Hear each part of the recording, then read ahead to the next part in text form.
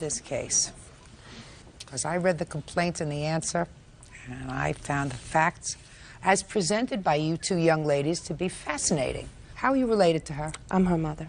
Why don't you have a seat for a minute, please? How old are you? 17. Your mother's close enough, right? Mm-hmm. You don't feel threatened by me in any way, do you? No, ma'am. That's a big mistake. How old are you? I'm 18. And this is your? Mother. According to your complaint, Miss Willis, the defendant is a friend of yours. An ex-friend, yes. Well, she was a very good friend of yours. And somehow she gave you a couple of checks that she asked you to cash for her. Right. You went into the bank, you cashed the checks for her. According to you, you gave her the money with the exception of $50 that she had owed you from previously. And then you were notified that these were stolen checks by your bank, and your account was charged for the money, and you want her to pay you back. I do. Now, I couldn't quite get everything that you were saying, Miss Thorpe, but according to you, you had stolen the checks, but she stole them from you. 2 checks. And you have no idea what she did with those checks. Is that right? That's right. So why don't we start with a story like once upon a time. Once upon a time, I was driving in the car with my friend. Well, no. Then just tell me. Okay. Let's go. Once upon a time. Okay, once upon a time, last May 23rd, we're at our graduation practice. She asked me if I could cash a couple checks for her, saying she did not have her ID, and I asked her if she had a bank account she could cash them out. She said she didn't. So, you know, she's a friend of mine. I did it. When did she give you the checks? When we were at the bank. How did you get to the bank? I drove. And how did she get to the bank? She drove. So you park your car at the bank. We're going to follow this. You know, we're once upon a time now. We're once upon a time. You've gone from graduation into the car. She follows you to your bank. You park your car. She parks her car. And you walked up to her car. I walked up to her car to get the checks. I sat down in her car, then I went inside and... So she handed you the 2 checks? Right. What did they say? I didn't pay a lot of attention to what the checks looked like, to be quite honest. I did ask her where they're from, what they were for. She told me that they were back child support from her boyfriend's ex-wife. At any time previous to going to the bank, did you discuss with her how much the checks were for? I think I asked her when we got there. They're for $47 each, and I looked. When you looked at the checks, was that the first time you saw what the amount was? I don't remember whether I asked her at the graduation practice how much they were. Well, you're not a stupid person, are you? No, I'm not stupid. I honestly just You're not don't a stupid remember. person because you have a bank account. How much money did you have in your bank account? At the time, I had $603, and So if somebody had asked you to cash checks for them in the amount of $2,000, you couldn't have done that, right? Right, right. So you had to have asked, well, how much are the checks for? I don't remember. I was very naive. I didn't, at that point, I did not know that you had to have that much amount in your bank. Did you hear what I said? You don't look naive. I don't look now, but I've learned a lot since then. I have. You mean in the few short months you've learned a whole bunch? Just about this, about cashing checks, about banks. Where did you get your money from to put in the bank? From my job. What kind of job? I worked at an ice cream parlor. So you knew enough to open up a bank account? Did you open it up by yourself or with your mother? My dad, I've had it since I was 13 years old. Great, so you know how to go in there? Right. So you know how to make deposits? Did you ever withdraw any money from the bank? I did, yeah. Make out a withdrawal slip. Well, no. You don't live on Mars. I didn't. I never used a withdrawal slip at my bank. It was a savings account. All I did was give them my social security number, ask for the amount, and I had to sign. So what were these 2 checks made out for? $447.50 each. And the reason I believed her about the child support is prior to this, a month before, she told me she was expecting a check for about $500, and she told me that is what she was going to pay me my $50 back for. You have a child? This was the beginning of May. No, I don't, Your Honor. Well, what are these 447? I have copies of this. Shh. What is this 447 child support? What is that about? Your Honor, I have no idea. No idea. No. You have a boyfriend who gets child support? I do have a boyfriend, yes. Does he get child support? Yes, he does. Why does he get child support? Because him and his wife were separated. How old is he? 32. And he has a child that he has custody of? Yes. And how old are you? 17. Who is this? This is I'm the boyfriend. You're the boyfriend? Yes, ma'am. How long has this been your girlfriend? Just over a year. Just over a year. You don't think she's a little young for you, do you? I didn't plan it that way, Your Honor. How much do you get in child support from your ex-wife? About $50 a week. I have custody of both of my children. $50 a week for each child? No, ma'am. Both? Yes, for both children? You get that by the month? I get weekly. I get it weekly if she put Let me see a copy of the checks. And it's usually in cash.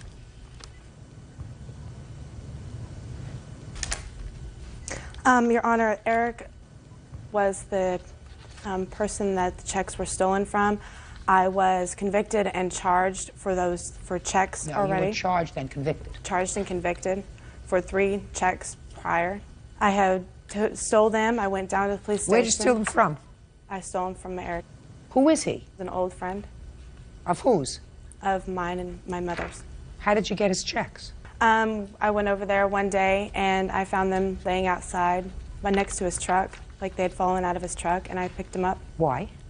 Stupidity. And what did you do after you picked them up? I had gone and cashed a few checks, and How many did you cash? I was charged with 3 of them. Judge Judy continues in a moment. Tiffany, that's her, you know, with the belly button showing, advised that Stephanie wanted $50 to cash them, and she was given that amount. Real cases, real people. Judge Judy. Stephanie Willis says former friend Tiffany Thorpe owes for 2 checks she cashed on her behalf. Stephanie says the checks turned out to be stolen. You walked into the bank, Miss Willis. Right. And you see these checks that are made out for $447.50. Right. They're not made out to anybody. No, they were not made out to anybody. At the time I was having a conversation with the teller at my bank. I was in a hurry to get somewhere, but I asked him, I got up, going out to ask Tiffany to sign them and ask why they were not made out to anybody. I turned around at that point and asked him if it would be all right if I did it myself, or if it would matter, because I was in a hurry to get to see someone. You know, I don't believe you either. Huh? I don't believe you either. I don't believe her. I don't believe you. Okay. Miss Willis, you want to know why it doesn't sound right to me? Yes, I do. She says, could you cash these checks for me? They're being given to my boyfriend from his ex-wife for child support. Then they would have been made out to him. You don't have to be a rocket scientist to figure that out. Especially if you tell me that his name, Eric, is written on the bottom of the check. Did you write his name too? No, I did not. Tiffany So that did. was there. Right. Who wrote that?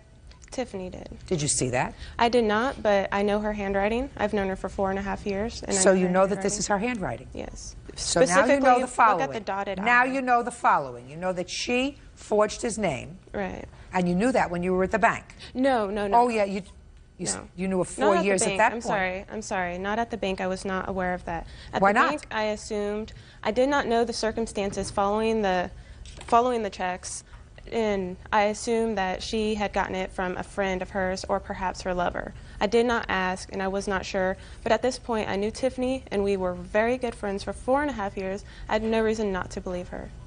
I'll hear you. Well, on that day, we did go for my graduation practice, and we were sitting there, and Stephanie was sitting in the car, and I had the checkbook sitting there in the council, and she had asked me what it was, and I had told her that they were stolen checks. And then we went to the gas station. When you say she asked you what they were and you said they were stolen checks, are you telling me that she didn't say, where did you steal them from? Whose are they? Nothing. No, Your Honor. She asked you nothing? No. She just asked me what they were.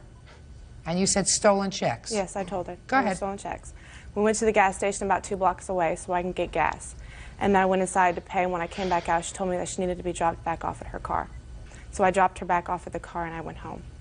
And about a week later, she came knocking on my boyfriend's door and was talking to him about some sort of checks. Step up. Well, Your Honor, Name. my name's Timothy S. Brown. Tell me about the conversation that you had with the plaintiff. May of 2000, Stephanie had stopped out of my house on 3 different occasions. On the first occasion, she came in my home and told me that she had gotten some checks from Tiffany that were stolen. This is the time I just found out about the whole stolen check situation. We were only dating for a couple months at the time. She told me that she had gotten some checks from Tiffany and positive in her account, and that she said that Tiffany said they were for child support. I knew at that time that something was wrong because I get cash from my ex-wife. Did you tell her that? Yes, I did. And what was her reaction? All she said that she got the checks from Tiffany, and that Tiffany said they were for child support. And was she crying? No, she was upset. Was she upset? She was kind of scared because she told me that her mother, her parents were involved in the bank account somehow, and she wanted to get it taken care of before her parents found out about it. So that was the first time she came Right. to your house, and then? I talked to Tiffany about it. At this time, Tiffany was denying the whole thing to me because she didn't want me to find out about it. So Tiffany lied? She lied to me about it, yeah. And then she lied to her mother, too? At the time, yes. She lied. You know. Now, when she lied, did you believe her? No, I was really skeptical about the whole thing, you know, from the start. So initially, when she told you that she didn't know what this friend was talking Right. about. I had my suspicions. I had contacted her mother to talk about the situation, to find out if she knew anything about it. And her mother said? No, she didn't, and, you know, reassured me that her daughter wouldn't do anything like that. Okay. Step up a second. Sure. When your daughter told you what happened, she initially told you she didn't know what she was talking about. Is that right? Well, when Stephanie came to me, and Stephanie told me a story that Tiffany gave her 2 checks and that they were for babysitting that Tiffany had done for somebody, and that she cashed those checks for Tiffany. But she didn't say anything about child support to me. She said that it was babysitting money. That's what Tiffany had told her. Is that right? So, I don't remember telling her that. Your Honor, we have in a police report statement here, it's the statement that Tiffany had made to the police. Let me say it. You told the police that you gave her 2 checks, madam. You told the police that you gave her 2 checks to cash. No, Your Honor, I did not. Your name is Tiffany, isn't it? Yes, ma'am, it is. Tiffany advised that she had given 2 checks to a Stephanie Willis for her to cash. You mean the police made a mistake? When I went and confessed to the police officers that I had taken the checks from Eric, they had asked me, but Stephanie's checks were not in the bunch, because the checks had never cleared his bank. I'm asking you a question. The police wrote this down. Tiffany advised that she had given 2 checks to Stephanie Willis for her to cash. Is what you're telling me that the police either mistakenly wrote this down or that you lied to the police? I told the police officers that I had not given Stephanie any checks So to that, cash. according to you, the police officers wrote it down wrong. Put your hand down. The police officers wrote it down wrong. Obviously, yes, Your Honor. Listen to this, Bert. You have to listen to this. This officer who took this report from this 17-year-old psychopath must have been doing something that day to make himself feel happy, because he too is writing a once-upon-a-time story, according to her. Let me tell you what else he wrote. Reporting officer asked Tiffany about the 2 checks that she gave to Stephanie Willis. Tiffany advised that the 2 checks were for $447.50 each. Tiffany, that's her, you know, with the belly button showing. Tiffany advised that she filled out the checks but left the pay to blank. Tiffany advised that she had Stephanie put her name in the blank. Tiffany advised that Stephanie cashed the checks and gave her the money. Tiffany, Miss Exposed Belly Button, advised that Stephanie wanted $50 to cash them, and she was given that amount. But The $50, which... Shut! Okay. Is she getting therapy? Is she in therapy and counseling? After all this happened, I had 3 counselors involved, as a matter of fact. Does she live at home with you? Yes, she does now. And what about him? Well, actually, let me tell you the whole story. Dying to hear this story. I thought this was easy. Actually, I was very much against this relationship because of That's the a very great good age thing. difference. And at one point, I even got the authorities involved. I called social services, got a counselor involved, and I tried everything in my power to keep them apart. The only thing that accomplished is put a wedge between my daughter and my relationship. So I decided the worst thing that I could have done was to try to interfere with that relationship. And so I choose not to any longer interfere with it at all. Okay. Now, but she's living at home? Yes. What about him? He is staying there temporarily At with your his house? 2 children, yes, actually. You know, there's one thing about not interfering, and there's another thing, and, you know, she's 17 years old. Right. I don't believe her mother is responsible for this $950. Correct. And since she's 17 years old, I cannot find her libel. Do you understand that? Mm-hmm. Do you understand? The only way that I can find her libel is if I make her mother responsible. She is, I believe you. I believe that you got suckered in by her. And I believe that she is a liar. I believe that she continues to lie. I believe that she's probably in a relationship that she shouldn't be in. I believe that her mother is caught between a rock and a hard place. But I think that her mother being caught in a rock and a hard place does not put her mother in a position where she is responsible for the forgery and the theft by her daughter to you.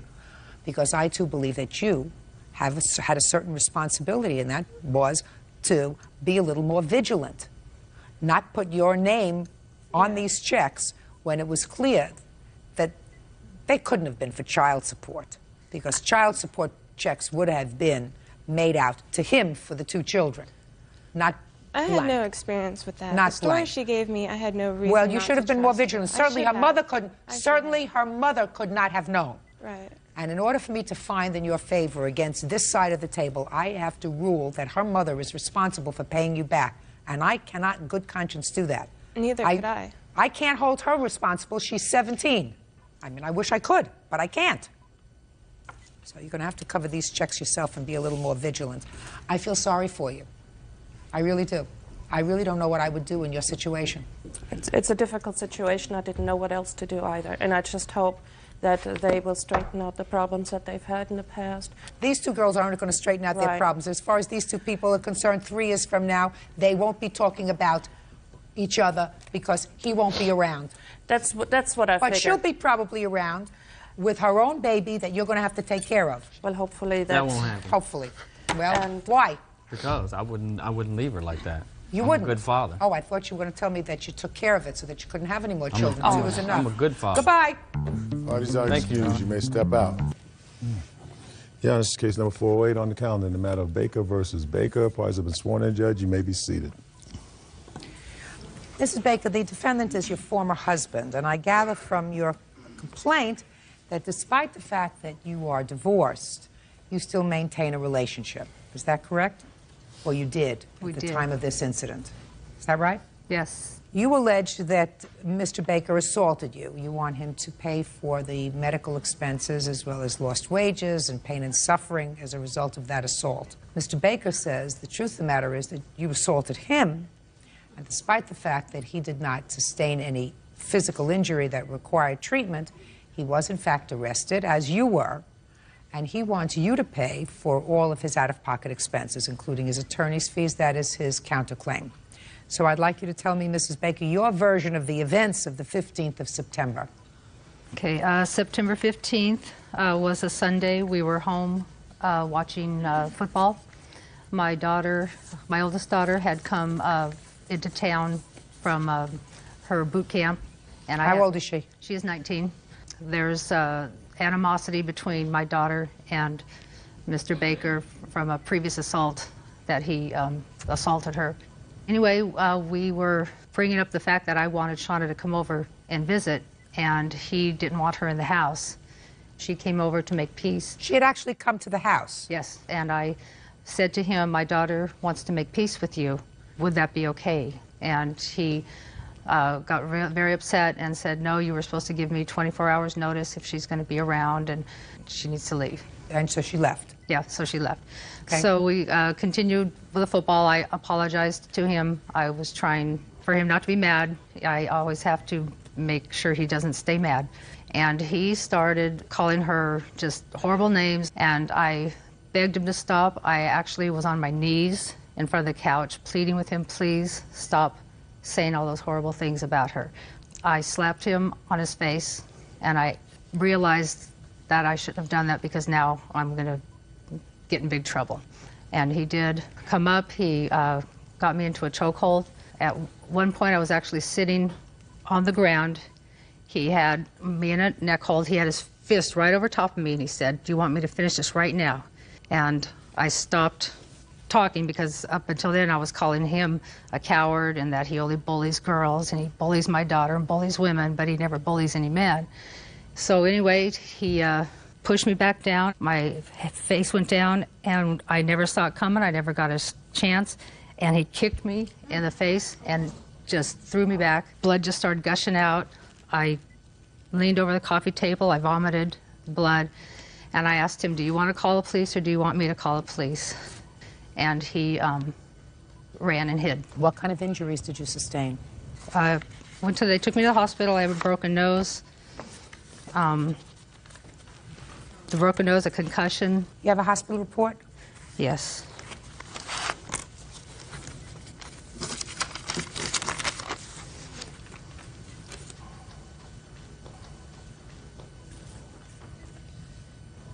Now, can I see the police report, please? It's a two-part police report. Can I have his as well so that I can make sure I have all the reports?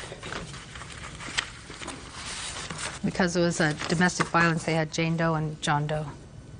Had you been drinking? Yes, we both had been. You both been drinking vodka and orange juice? Yes. Was that the drink of choice? How much had you been drinking that day, both of you? I was drinking my fourth cocktail in about probably 4 hours. And you? Probably about the same. Think that contributed to getting the situation getting out of hand? I don't know. He drinks an awful lot, a lot more than I do. Did you tell the police that after you slapped him in the face with your open hands and there was an altercation where he was pushing you down on the couch that you were trying to hit him in the testicles and stomach? That's when Did you tell that to the police? Yes. And that was before he kicked you? Yes. All right, let me hear your version of these events, sir. It happened pretty much along the same lines she says, but without a few details. I was sitting on the couch, we were both sitting on the couch watching a football game, and we were cheering for the same team, having a good time, and we had argued previously on the previous day about her daughter, and I have a problem with her daughter, and she has a problem with me. And because of our history, it's just not a good idea to have her in our house while I'm there. And all I asked for was a reasonable time of notice so that I could leave, and she can spend as much time as she wants to with her daughter. She did not go along with it on that night because her daughter's getting out of boot camp and she's here visiting, and I said fine, but I don't want to be here. So she wants me to make up with her daughter. I don't want to make up with her daughter. She made a false statement against me and told the police that I assaulted her 6 months ago, when in fact it was her and my wife that got into the fight. I don't want her in my house. Gotcha. Period. Okay, so what happened after your wife slapped you? She didn't slap me, Your Honor. She punched me in the jaw. She punched me there. She punched me a second time in the shoulder. She grabbed my back. Then she grabbed my wrist. She threw me to the floor. I got a rug burn on this knee. Then as I was attempting to stand up, she grabbed me again. I have photos of that also, of everything, of my injuries.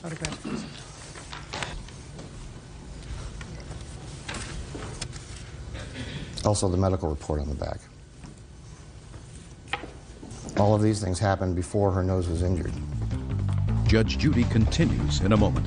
Here you said, so I lightly slapped his mouth to try to stop him. That sounded to me like he went like this. Oh no, don't say those things about Shawnee. Well, what you really did was haul off and slug him. Real cases, real people. Judge Judy. Deborah Baker claims she had a knockdown, drag-out brawl with her estranged husband, Bill Baker. Deborah says that's when Bill kicked her in the face. Mr. Baker, your wife doesn't have a lawsuit, at least a viable one, because she started it. She hit you first. She hit all of them. Well, she hit you first, she's hit you second, she tried to kick you, she tried to hit you in your stomach, she tried to hit you in your testicles. She acknowledged that to the police. She had had a little bit to drink. The fact that she ended up with a broken nose, that's unfortunate, but that's the way it goes. When you start a fight, sometimes you get the worst of it. You understand that, Mrs. Baker? You started the fight. I slapped his mouth. I don't care whether you slapped his mouth. You, okay. I mean, even here, even in your complaint that you filed here, what you did was minimize what you actually did. I assumed that because you knew that I would be looking at the police reports, you came clean. But here you said, so I lightly slapped his mouth to try to stop him from saying the horrible things. That sounded to me like he went like this. Oh, no, don't say those things about Shauna. Well, what you really did was haul off and slug him. No, I did not punch him. I did not punch him. Whether you slugged him with an open hand or a fist, that doesn't make any difference. You hit him first. He's going to tell me that he didn't mean to kick you, that you were struggling and, you know, you're trying to bite him on the toes, I think is what he says here, and that his foot extended and he kicked you in the face. But even if he kicked you in the face, after you slapped him, you can't complain because you got the worst of the fight. That's what happens. You put your hands on somebody first, you get the worst of the fight. You don't come to court and say, now you got to compensate me. You don't waste my time with that. The only question is, you have no lawsuit. The only question is whether he does or not. Because you started this fight, you were furious, and you weren't about to let it go, and you told the police, amongst other things, that you weren't begging him to be nice to Shauna, which is what you tell me in your complaint. You were calling him all kinds of names. You called him a wimp, you called him all kinds of other names before you got kicked. Yes. Well, and I don't think that gives him the right to kick me when my face is down. I want to tell you something. Where was his face when you slapped him? He was sitting on the couch. You make a difference whether your face is down or whether you're sitting on the couch? He was looking straight at me. He was calling me. Miss Baker, let me tell you something. You don't get any special compensation here because you're a woman and you got the worst of a fight. You started it. You put your hands on him first. You don't get rewarded for that. Case over. Now, you have a counterclaim. You have a counterclaim because you want Mrs. Baker to compensate you for what you spent as a result of being arrested that day. Let me see. Because that sounds viable to me. I don't know why you were arrested. I have no idea why you were arrested. Well, I know why you were arrested. You were arrested because she looked worse than you did. What happened with these cases? They were both dismissed? Yes. Yes. Both decided not to follow through with them. Is that right? It wasn't our choice. It was the attorneys, city attorneys. Maybe he's afraid of city attorney's political future. I am not. I don't like domestic violence in whatever form it takes. But that doesn't mean that only women can be the victims of domestic violence. Men can be the victims of domestic violence as well. And unfortunately, this is a case where he was the victim of domestic violence. He was defending himself from you. You were out of control. You were out of control according to what you told the police. According to what you told the police, first you hit him. Then you try to hit him in the testicles. You try to hit him in the stomach. And after that, he kicked you. That was to get him to get me out of the headlock. He had me in the headlock. After that, I was grabbing. He hit you. He kicked you and hurt you. That's what happened. And then he was arrested. His injuries look as bad as yours. He's got scratches all over him. He's got black and blue marks all over him. Yeah, and he was arrested. The reason he was arrested is because the police are very, very sensitive about domestic violence. When in doubt, arrest everybody. You know, and I can't fault them for that, because there have been lawsuits involving the police and domestic violence. So they say, listen, when in doubt, let the city attorney decide or the county attorney decide what they're going to do, which is what they did in this case. And the county attorney wimped out. I won't. Yeah. I'm awarding Mr. Baker $1,500 on his counterclaim. Your claim is dismissed. That's all. Step out. He's attacked her. He kicked her in the head while she was on the floor as well. I just want to get on with my life and move forward. It was a cowardly chicken thing to do, and I'm just really glad that I'm out of it. And now the next case. All parties in the matter of Hollis versus Kirkland. Step forward, please. Inventory control clerk Lori Hollis is suing her former live-in boyfriend, salesman Alex Kirkland, for unpaid rent and bills. Alex says this is revenge for their breakup. Ms. Hollis, according to your complaint, a couple of years ago, the defendant lived with you. I assume you were in some sort of a relationship when he came to live with you. You say that he owes you money for rent and other bills. Mr. Kirkland says he doesn't owe you a thing, that you never had an agreement with regard to rent, and when he was working, he gave you money. Is that right, sir? That's correct. Okay. When did you move in together, or he moved in with you? June 10th, 2001. And how long did you know him before he moved in with you? From October 1999 for a little over a year and a half. Why did he move in with you? He had gotten into a situation where he needed a place to live. And I don't know what that means. He had broken up with his girlfriend at the time, and he needed a place to live. He was moving out of his place. And so I offered to let him stay with me. So he wasn't your boyfriend at the time, he was No. just a friend? Yes. Okay, go ahead. And we had an agreement that he was supposed to pay me $450 a month plus half of the living expenses, utilities. And about 10 days, I think it was like the 25th of June, he had lost his job. And he lost his job under circumstances which prevented him from being able to collect unemployment. I was a friend of his, and I had faith that he would get a job soon and, and be able to adhere to our agreement. But he stayed unemployed all the way through March 2002. That's your problem. That's your problem. Judge Judy continues in a moment.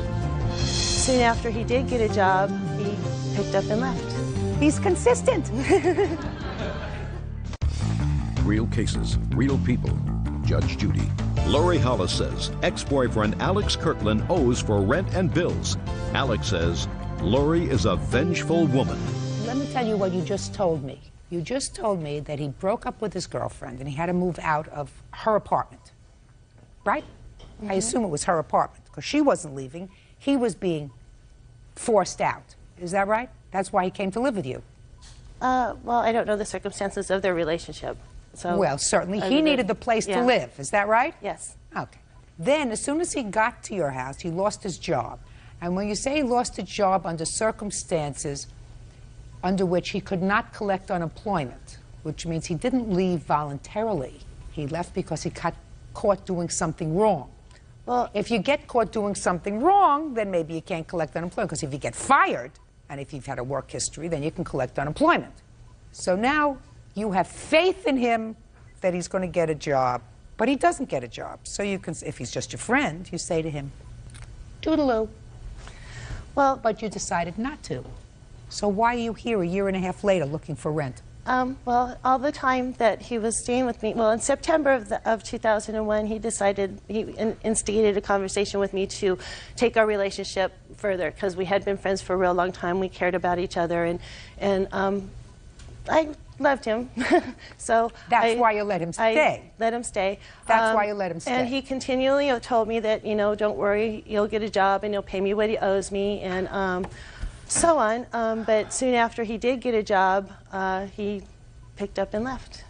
And he's consistent. He's consistent. So what are you complaining about? Well, the fact that you cared for him. He evidently was not committed. I do have a signed rental agreement by him, though. Let me see it.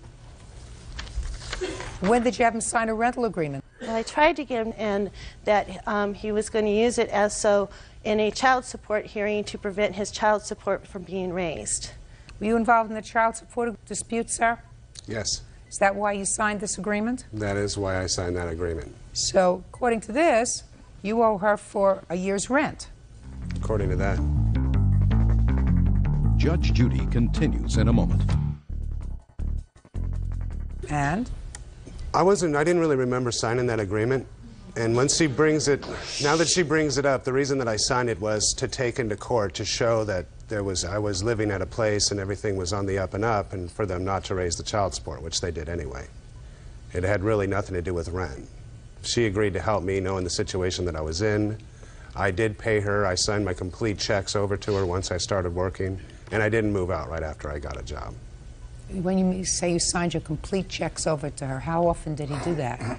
How many times did he sign his complete checks over to you? He did the first check he got in April. He did, because we were kind of in the rears at rent at the time. So how much was that?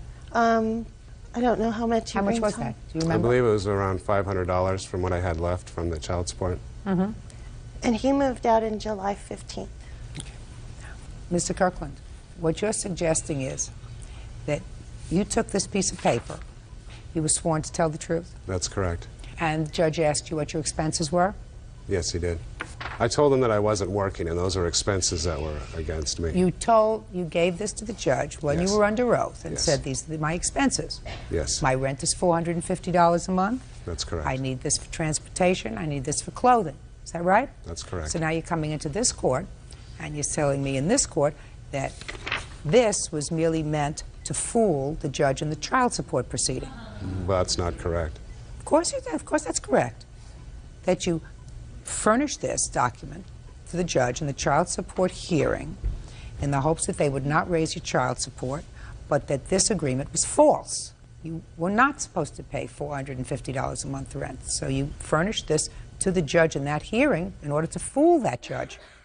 Your fair statement? I guess that would be a fair statement. Got a judgment for the plaintiff in the amount of $5,000. That's all. Parties are excused. You may step out. Your Honor, this is case number 286 on the calendar in the matter of Hilton versus McElroy.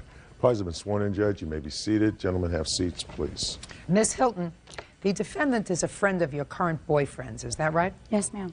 And it is your claim that for some bizarre reason, she vandalized your car. You were not present when that happened. Is that right? Yes, ma'am. And yet you believe that she did it. The defendant says she had no reason to vandalize your car and she didn't do it. Boyfriend? Yes, ma'am. Who's he? He's a friend of her boyfriend's. Who saw her vandalize your car? Joseph. Joseph, step up, please. Joseph, what's your last name? Guillory. Mr. Guillory, I want you to tell me, start from the beginning, sir, and tell me what you know about this evening, which is the 25th of July, 2002. Okay. Me and Andrea and my friend Dre and another girl named Bridget, we went to the club called the Hurricane Hut. We were all having a good time. We had a few drinks. And after the club, we came back to my stepmom's house. We was playing a sex game. A what? A sex game. Sex game? Right. It was called an authorization game. And Andre asked me, can he mess with Andrea? Andre asked you? Right. If he could mess with this lady? Right. Why would he ask your permission? Because we was playing an authorization game. Oh, that's part of the game? It's part of the game. Go ahead. And I said, yeah. And I had to ask her, can I mess with her friend, Bridget? And so they were messing around, and we were messing around. She looked over and saw me. Well, she saw Bridget sliding up and down on me and thought we were having sex, but we wasn't. And she got mad, and she said she was fisting to go. And I said, well, I'm fisting to go too. She said, well, where are you going to spend the night tonight? I said, I'm going home to Dolly. To this lady? Right. She got mad and said, oh, you going home to that? And so they walked out. Who walked out? Andrea and Bridget. So I proceeded to walk out too, but I was like about 3 or 4 minutes behind them. So I just happened to look out the window and I seen her keying up the car. Keying whose car? Dolly's car. You mean you had driven her car that evening? You didn't tell me about it. No, her car was parked in the parking lot. And we took my homeboy's car, but when we came back, yeah, Dolly's car was still there. So you drove her car over to this apartment complex right. where you proceeded to go out for the Get evening drinking yeah. in another car and then come back to your stepmom's house, right. have sex with a whole bunch of other people, and then you were going to go back to her house with her car. Was that your plan? Right. And when you came out, you saw her car in the parking lot, and you saw her doing what? She was keying the car, and her friend Bridget was right behind her. What do you mean you saw her keying the car? Well, I couldn't see what she had in her hand, but she was just going down the car with, you know. No, it wasn't. Okay, so what did you do next? So I proceeded to go outside, but by the time I got all the way to the car, she already had then walked away and hit me on the cell phone, called me on the cell phone. And she said, called you on the cell phone? Right. She said, I don't know who black car this is, but I just did up. And I said, why did you do that? And I told her, don't call me no more. She kept calling my phone saying, don't tell her, don't tell her. I said, why not? And she said, well, tell her somebody else did it. Or else I'm going to tell Dolly what you were doing this evening. I didn't even know her. Right. So she kept begging me to tell us that somebody else did it, but I wouldn't do it. Now I'll hear you. That night that we went out, it was on the 24th. It was the night before the 25th. We all met at his house. We were all hanging out in the bedroom, watching TV and stuff like that. There was no sex game going on. His friend came on to me, and I said no. And I seen him messing with my friend, and she said she felt uncomfortable. She walked away and told me, and I said, okay, we're leaving.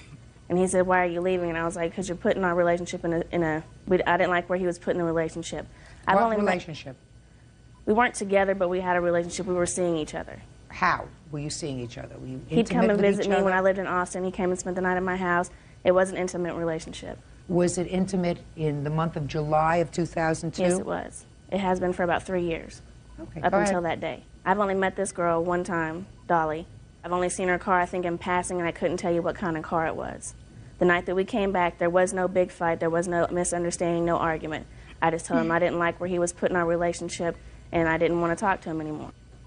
So me and my friend Bridget, we left. We got in her car and we left. He called me asking me to come back. and we had some words on the phone, and then I got to my house, and that's when she called me. He went and told her that I keyed her car, and she called me telling me all kinds of stuff that I need to watch myself, that she's going to beat my butt or whatever. And what does he have to do with all this? Because he's his friend.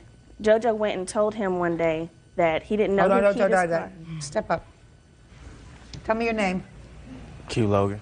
Mr. Logan, tell me what you know about this. You clearly weren't there that evening, but did you at some point, she says, have a conversation with Mr. Guillory? Yes, ma'am. The day after it happened, and he said that he didn't see it. He said he saw her standing near his car. He was in the window. He was inside the house. Yes. In the window, he looked out the window. So what did he say to you? He said he seen her standing near the car, but since he was going to try to sue her, he was going to tell the court that he seen her key the car, which in essence, if you seen someone keying your car, wouldn't you try to go out there and stop them? I was going outside. It takes more than 2 or 3 minutes to key the word in somebody's paint job. So who do you think did that? I have no idea who did it, but JoJo takes her car at all times of the night. She has no say-so where she can drive her own car. He drops her off at work. You mean Dolly? Yes. She pays all the bills. The only thing, the apartment is in his name. He goes where he wants, when he wants. He quit his job because he did not want to pay the amount that they wanted him to pay in child support. So he quit and went to his old job. What child support? Who does he have a child with? He has a child with another girl, not Dolly. He quit his job. Not Dolly, not this lady? No. How old is the child? Maybe about 2 years old. So he had a relationship with somebody else while he was having a relationship with you. Is there at least one other that you know about? Mm-hmm. So. And I. So. What? But see, I knew about it, and I'm not a jealous person. I met that girl that was pregnant by him, and I took her over there to meet him. I never overreacted about anything like that. We had an open relationship, so I don't understand why he would say that I would key his car. Judge Judy continues in a moment. That's what I would say to him. But for your antics, my car would be okay. I'm 100% sure of that. Real cases, real people. Judge Judy. Dolly Hilton says her boyfriend's ex, Andrea McElroy, keyed her car. Dolly's boyfriend, Joseph, says Andrea was angry over a sexual game they played with a group of friends. What do you do for a living, sir? I'm a cook. Are you working now? Yes, I am. I was working 2 jobs. Are you? You pay child support? Yes, I do. But he quit his job making $40,000 a year to go back to working as a cook at KFC. No, that's not why I quit my job. Yes, it is. You told me it was. He told all of us it was. What's your current child support order? $160, and I gave her 20 more. $160 a what? A month. How much do you earn at your job, working 2 jobs, sir? No, I was working 2 jobs. I let one go on I was working on the water offshore, and I was working at KFC too, both of them. How much do you make now? How much do I make now? About $1,300 a month. What kind of work do you do, Miss Hilton? I drive a school bus.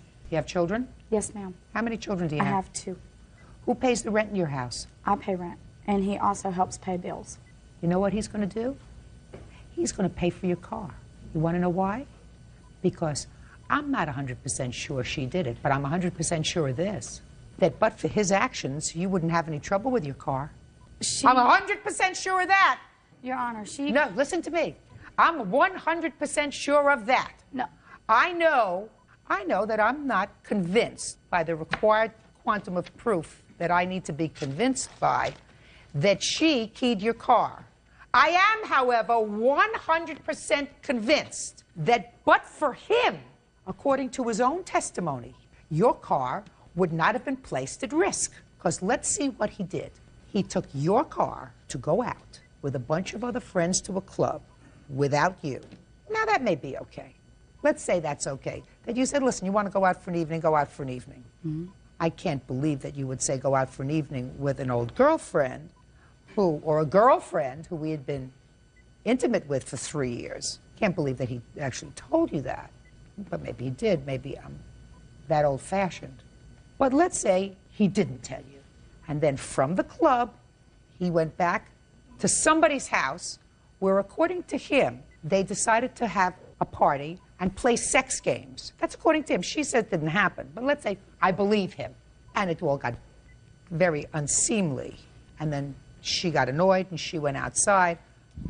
And maybe she keyed your car, and maybe it was the mother of some other one of his children who keyed your car. Maybe it was somebody else. But one thing I know for sure, but for his total lack of morality, your car would not have been damaged. So he's going to pay for it. May He's I going to pay for it. And I suggest that you make up your mind. Either he pays for your car and you say to, because that's what I would say to him, but for your antics, my car would be okay. So either get your behind out of here, away from my 2 children, because you are nothing but a lowlife, and I don't want you, Mr. Lowlife, near my children, or fix my car and straighten up. You got it? The case is dismissed. Period. End of discussion. Goodbye. She's got nude pictures of herself laying all over Houston. If he wouldn't have come in here and tried to lie, I'm sure things could have been worked out. She was trying to act like a good girl. We got pictures right here showing she was a bad girl, butt naked and stuff. And now the next case. All parties in the matter of Robert versus Josephowski, step forward, please. Student Kathy Robert is suing her former friend, freelance event coordinator Marion Josephowski, for the value of her pets. Marion is countersuing for harassment and lost wages. Ms. Robert, the defendant was a friend of yours, according to you, and agreed to do some pet sitting for you. That's correct. And according to you, she sold your pets to a local pet store.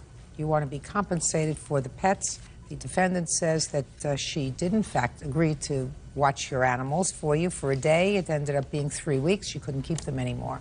She is counterclaiming, alleging harassment. So why don't you tell me when and under what circumstances she agreed to do this pet sitting for you? She agreed originally to do it for me on July 8th. I came over and left my animals on July 16th. It was supposed to be... Okay.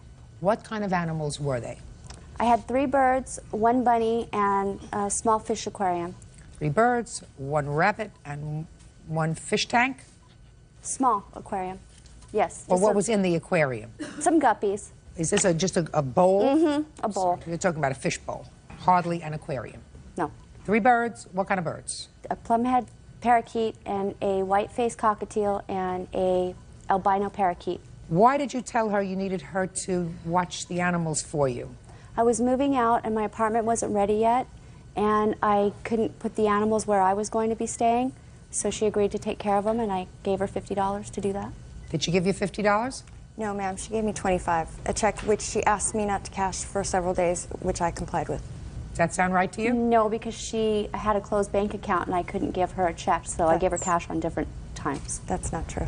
What do you mean you gave her cash at different times? I gave her $25 initially, and then whenever I would come over to visit, I'd give her $10. All right, so initially you did give her $25? Initially. Okay. Now, you brought the animals over on the 16th? Correct. Then what happened? And then I came over to visit once a week. She knew that she would be watching the birds for about 3.5 weeks. Don't tell me what you knew. Did she come over once a week? About that. Fine. How many weeks did you visit? 3. When did you tell her you wanted the animals back? I had asked her if she could watch them till about August 15th, but she said that she needed me to come pick them up about August 8th. So I said, okay. And I tried to call her August 8th, 9th, 10th, 11th. Never got a phone call back from her at all. Well, when was the last time you had visited your animals? I believe it was July 31st, and I went over on July 31st, and my bunny wasn't there. She said that the bunny was being cared for by her ex-husband, which we later found out was a lie. They were over at her little girl's friend's house, and we went there approximately 6 weeks later and picked it up from the little girl's friend's house. Okay, so the bunny you got back? The bunny I got back, and I bought back 1 bird from Just a the pet minute, store. bunny you now have? The bunny I have. What happened with the birds? Because it's the birds that we're talking about. Well, Your Honor, she did ask me to watch them, but it was only for, quote, a few days at the most. Okay, but she came to visit. According to what you just testified to, she would come once a week. So you knew it was more than 1 day, because that's what you say in your answer. Initially, it was 1 to 3 days. Okay, but it turned out to be more than that. Correct. And you knew it was more than that because she came to visit once a week, according to you. Right. You said that. So why did you give away her animals?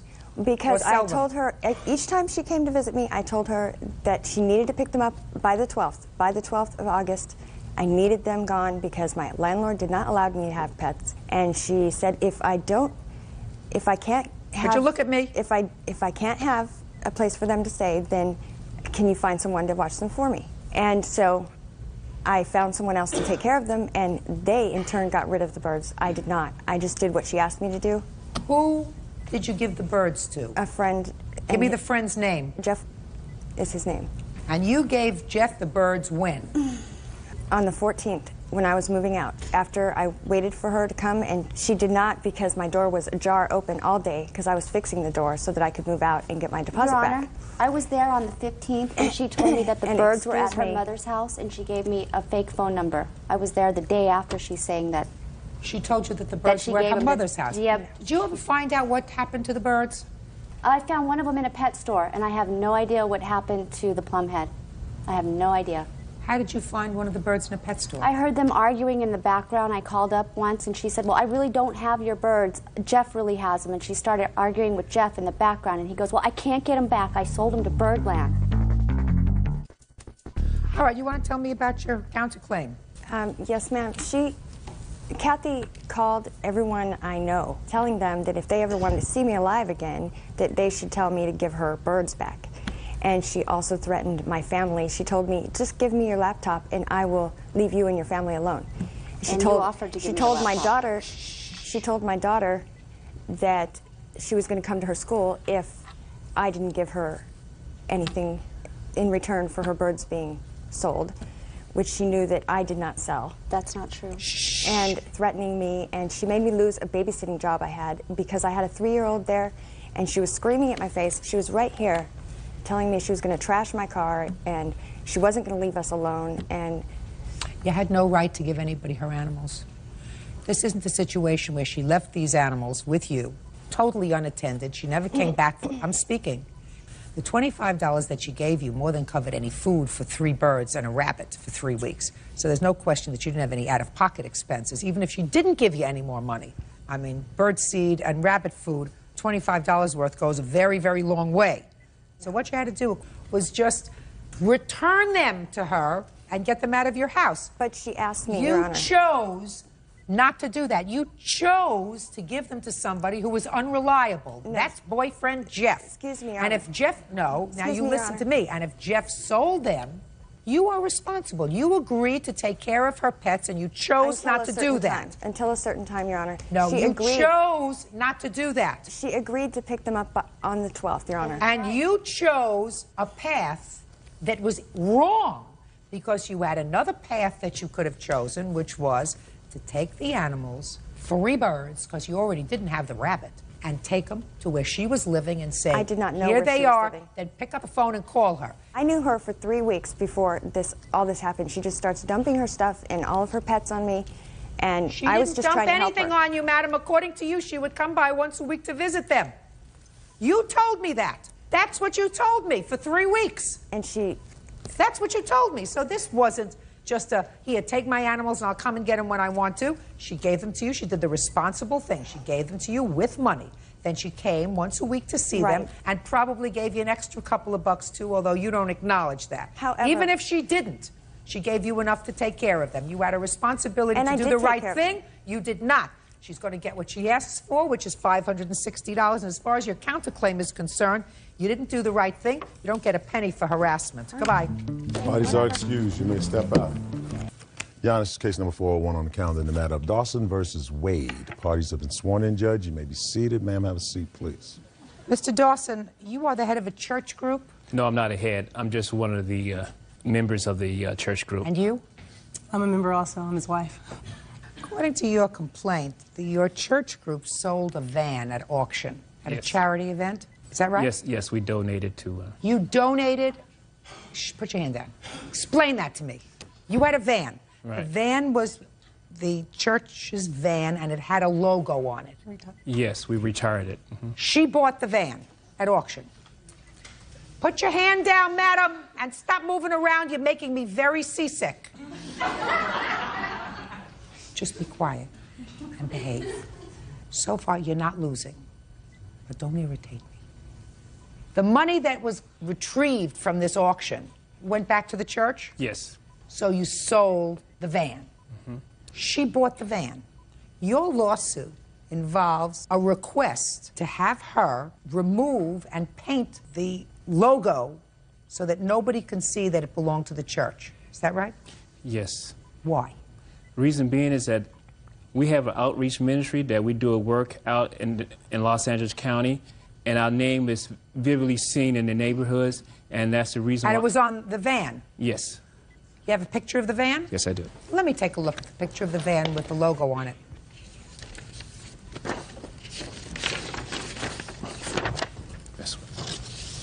While I'm looking at that, Mr. Dawson, who was in charge of making the arrangements to give the van out for auction? The pastor of our ministry. All right, now I see it. It's got your name all over it. Now I see it. How much did you pay for it? I paid $800. Good. And when you got it, it had these markings on it? Yes, it did. And you don't want the markings on it? No. Not in her possession? No. So why don't you take them off before you sold it? Well... What does that have to do with her? Where are you people coming from? Put your hand down a second. Where are you people coming from? You want to sell this, you turn it over to an auctioneer, they sell it, and now you're suing her. Stop, listen to me, Miss Wade, if you don't give me the attitude. I am totally unimpressed with your attitude, and it's irritating. You don't want to pass this along to somebody? You paint it over before you sell it. Do you understand? Yes, I understand, but they had made an agreement that they would be taken off before... Who made the agreement? The auctioneer, the person who would purchase the van, would take it off. Who made the arrangement? You made the arrangement with her, or somebody made the arrangement with the auction house? With the auction house. Sue them! What are you suing her for? Can I say something? What? The reason we're suing her is because our ministry is very popular throughout Southern California, Anaheim, even in San Diego. We do a very good work with children, gang prevention, youth. Very nice. What? Keep going. The reason I'm saying this is because they're going around in our van representing our ministry, cursing, screaming, yelling. Miss Dawson. Yes, ma'am. They are not representing your ministry. She's driving around in a van that she bought, that your ministry failed to ensure did not have its logo on it because it turned it over to an auction house to sell it with the logo on it. And if you didn't want the logo on it, paint it before you sell it. I understand that, ma'am. Period. End of discussion. She's not holding herself out to be your ministry. She's driving around in a van she purchased. You want her to spend more than $800? Yes, she is. She's representing our ministry. She said that she takes the youth around in our ministries. They like it on there. They don't want to take it off. We offered to take it off for them, to take it off professionally, and they said no. He likes it on there. He was belligerent. He cursed. He threatened my pastor's wife. He called the church. That's it. He liked it. Yeah, but it's representing our ministry. It's representing our ministry. We get calls from all over the Southern California area, from Torrance to Los Angeles, complaining that how could our ministry do something like that, curse with children around? We don't do that. They're misrepresenting our ministry, and they won't take it off. Who would want to drive around with a Youth Action for Christ Jesus sign when they don't even represent Christ? We represent Christ. Let me, madam, give you an example that maybe you will understand. Yes, ma'am. The Beatles used to tour this country on a bus. Yes, ma'am. And they had the word Beatles on the bus. Trademark. Now, let us say at the end of their tour, they decided that they had no further need for this bus, and they were going to sell it. And they put an ad in the paper. Take away the third party, the auction house. They put an ad in the paper. I see this ad and I say, gee, I would really like to have a Beatles bus. I'd like to have a bus that I knew the Beatles drove around in, and that had their name on it, that had their pictures on it. I want that. And I'm prepared to spend the money for it. So I answer the ad. They say the bus is $25,000. I say, sold. That's what I want. I want to take my kids touring, my kids and my grandchildren. I want to be stuck in a bus with my grandchildren, right, touring the country in this Beatles bus. Paul McCartney says, you got to take, after I pay the $25,000, oh, you got to take our name off the bus. I understand. I said, no, you want to sell this bus without your name on it, take it off.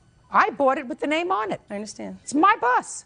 Yes, ma'am. She bought the whole package. She sure did. And if your minister made a mistake by not removing the logo before he turned it over for sale, that's his problem. Can I clarify something? My husband failed to mention that my minister was responsible for letting us take the van. We were responsible for taking the names off. We failed, and we're trying to take care of it now. My ministry is not responsible for it. You can't. I called the police, and they said the only thing I could do is go to small claims court to petition to them to take it off. She met with my husband, and she was very nice about saying okay. What I'm telling you is, if she wants to, she can. If you want to give her money, maybe if you give her money, she'll say, fine, I'll take it off. Maybe maybe $400 would make it feel better for me. Well, maybe, but you cannot require her because... We didn't require her. We asked her, and she was very nice. She was very humble, and she said, sure, to come take it off. We called her husband. He said, who do you think you are calling my house? You're not going to take anything. He cursed. He said, if you say another word, I'm going to hang up in your face. I heard you, Miss Dawson. You're not listening to me. I'm sorry. You're not listening to me. If it was your responsibility, you didn't take care of your responsibility. You can't clean it up now. I'm telling you, you cannot require her to take off the logo from the bus because you don't like the language she uses or somebody uses when they're in the bus driving around. You cannot require her to do that. It's not just the language. I don't care what it is. I don't care if she was mooning people when she was driving around with your bus. I understand you that. cannot require her to do it. Judge Judy continues in a moment. He pulled out the razor blade and was starting to proceed to take the lettering off my van. And I was like, wait a minute, hold up. You can't take this off my car right now. Real cases, real people. Judge Judy. Anthony Dawson and his wife Kimlin are suing Dayse Wade for misrepresenting herself as part of their ministry. The Dawsons say Dayse purchased a van from their church and refuses to remove the logo. Now, you may pay her and say to her, listen, let's enter into an agreement, and perhaps I will, I'll give you money. You want some money to remove this from the bus? Yes, if they want. Just a minute. Let's, okay. Here we go. How much money do you want? I want 15 for it. 1,500 for it. Well, you only paid 800. Can I explain why? No, just a minute. You only paid 800. So explain to me. Explain to me why you want 15. You're going to. Let me explain something. You're going to get nothing. Okay. Because okay, what I'm trying to do is to make an arrangement that will satisfy everybody. Okay. It would have to be a voluntary arrangement. Do you understand? Not something that's loony. Okay. So, if you want some money so that they will paint it, give it a nice fresh coat of paint, that sounds reasonable to me. Okay, but may I explain to you the reason why I want 15 for it? Sure. Okay, because first of all, when I bought the van was $800. I paid $400 to register the car. Didn't have a problem. When I bought the van, my intentions was to take the lettering off because I didn't want it. I wanted to paint it in one color, and I couldn't afford it. I just didn't have the money to buy it. Okay, one day I was shopping at a store. I came out my store to this man right here, this minister, at my van, doing something to my van. Okay, when I got to you wasn't even there. Oh, yes, she was. Just a second. Put your hand down. Some little girl. Okay. Listen to me. Okay. I'm sorry. Say okay. I'm sorry. Okay, so I don't want you. Okay. I don't want you to talk to them. You talk to me. Okay. You understand? You came out of a store. What was he doing to your van? At that time, I didn't know what he was doing because when I walked out the store, I could see him at the van, and as I got closer to the van, he was walking away, and then when I got to the van, me and my son, he walked towards me, and I asked him what was he doing. And he was like, he identified himself, I'm the minister of this church, and I thought when they sold you the van, they took the lettering off of it.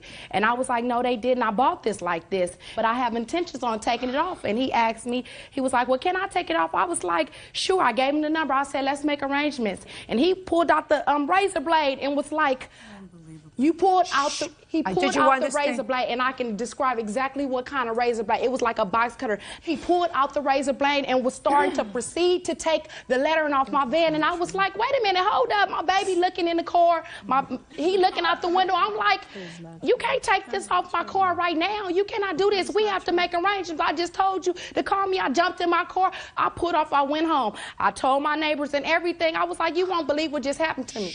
Now okay. I understand. I'm sorry.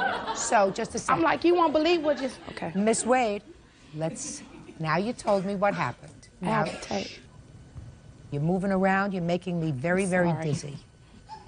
Either one of two things are going to happen today. Either I'm just going to send you both packing because they have no case. You have no case on a counterclaim. If you are prepared to have them pay to repaint the van, how much are you prepared to accept so that they will be happy and according to you, you will be happy? And don't tell me $1,500 because $1,500 is going to buy you the door. Okay, can I say something now? He took letters off the van. It's letters off the van. His name is off the van. Fine. Half of his letters, I didn't tell him to do that. I told him let's make arrangements. Fine. Listen to me very carefully, Miss Wade. Let me ask you this. Miss Wade, you're not following what I'm saying. I asked you for a figure. So, how much will it cost to paint the van? Well, I went to Earl Shy and they said $600 to repaint Good. the car. $600 to repaint it. Now, Mr. and Mrs. Dawson, are you prepared to spend $600 to correct your mistake? Is the question. The answer is either yes or no. You're not. You have no case. So she wants $600 so that she can, or you can, take it where they paint cars and have it painted. We offered to have it removed professionally. We don't want to pay $600 to have it removed. Goodbye. Parties are excused. You may step out. They sit there and act like he didn't pull out the razor blade. We wouldn't even use a scraper. We were going to use a blow dryer on our property. It doesn't even work like that to remove it professionally. Right. We had someone who was going to That take was a it lie. off. They sitting here acting, putting on this show, acting like they didn't do it and act like I'm just so innocent. No, you're not innocent, not at all. You are hypocrites. And now the next case. All parties in the matter of Barriga versus Cully, step forward. Mechanic Roman Barriga is suing his former neighbors, Sean Cully Sr. and his wife Karen. Roman says the Cully's son, 14-year-old Sean Jr., broke out the windows on 2 of his Porsches. Have a seat. You up. Tell me your name. Sean Cully. How old are you? 14. Did you knock out the windows in his sports cars that were in his backyard? Yes, ma'am. Why? I thought it was fun at the time. Were you with anybody else? Yes. Who? Jimmy. Whose idea was it to knock the windows out? Jimmy's. Was there something in particular about his windows that looked enticing to you? No, ma'am. You mean you just had nothing else to do? Yes, ma'am. Was it a school day? Yes, ma'am. Had you gone to school that day? No, ma'am. You played hooky? Yes, ma'am. Did your parents know you played hooky? Not until that evening. How did they find out in the evening? I left my jacket up at Mr. Bergen's house. That's how we found out it was you, is that right? Yes, ma'am. Step up. You're his father? Yes, ma'am. You're his mother? Yes, ma'am. So what's your defense?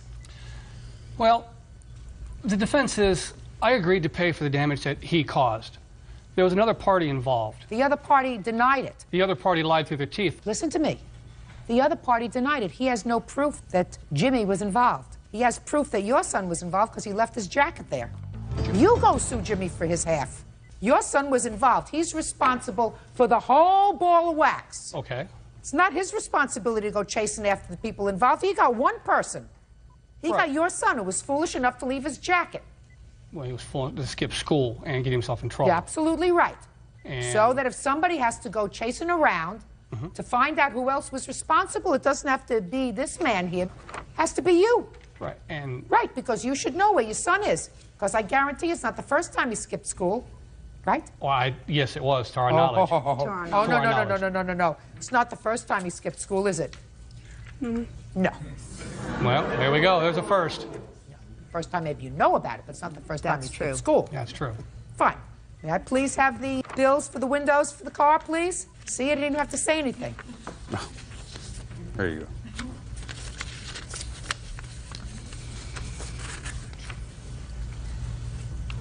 What is it all together, Mr. Barriga? It's $6,236, Your Just Honor. the car windows? Well, plus the installation, plus the clips, moldings, and other items that have to go with it to install that glass. Let me see pictures of the car, sir. There you go. Just the pictures. Just pictures. How old are these cars? One is a 72, one is a 74, Porsche 914, Your Honor.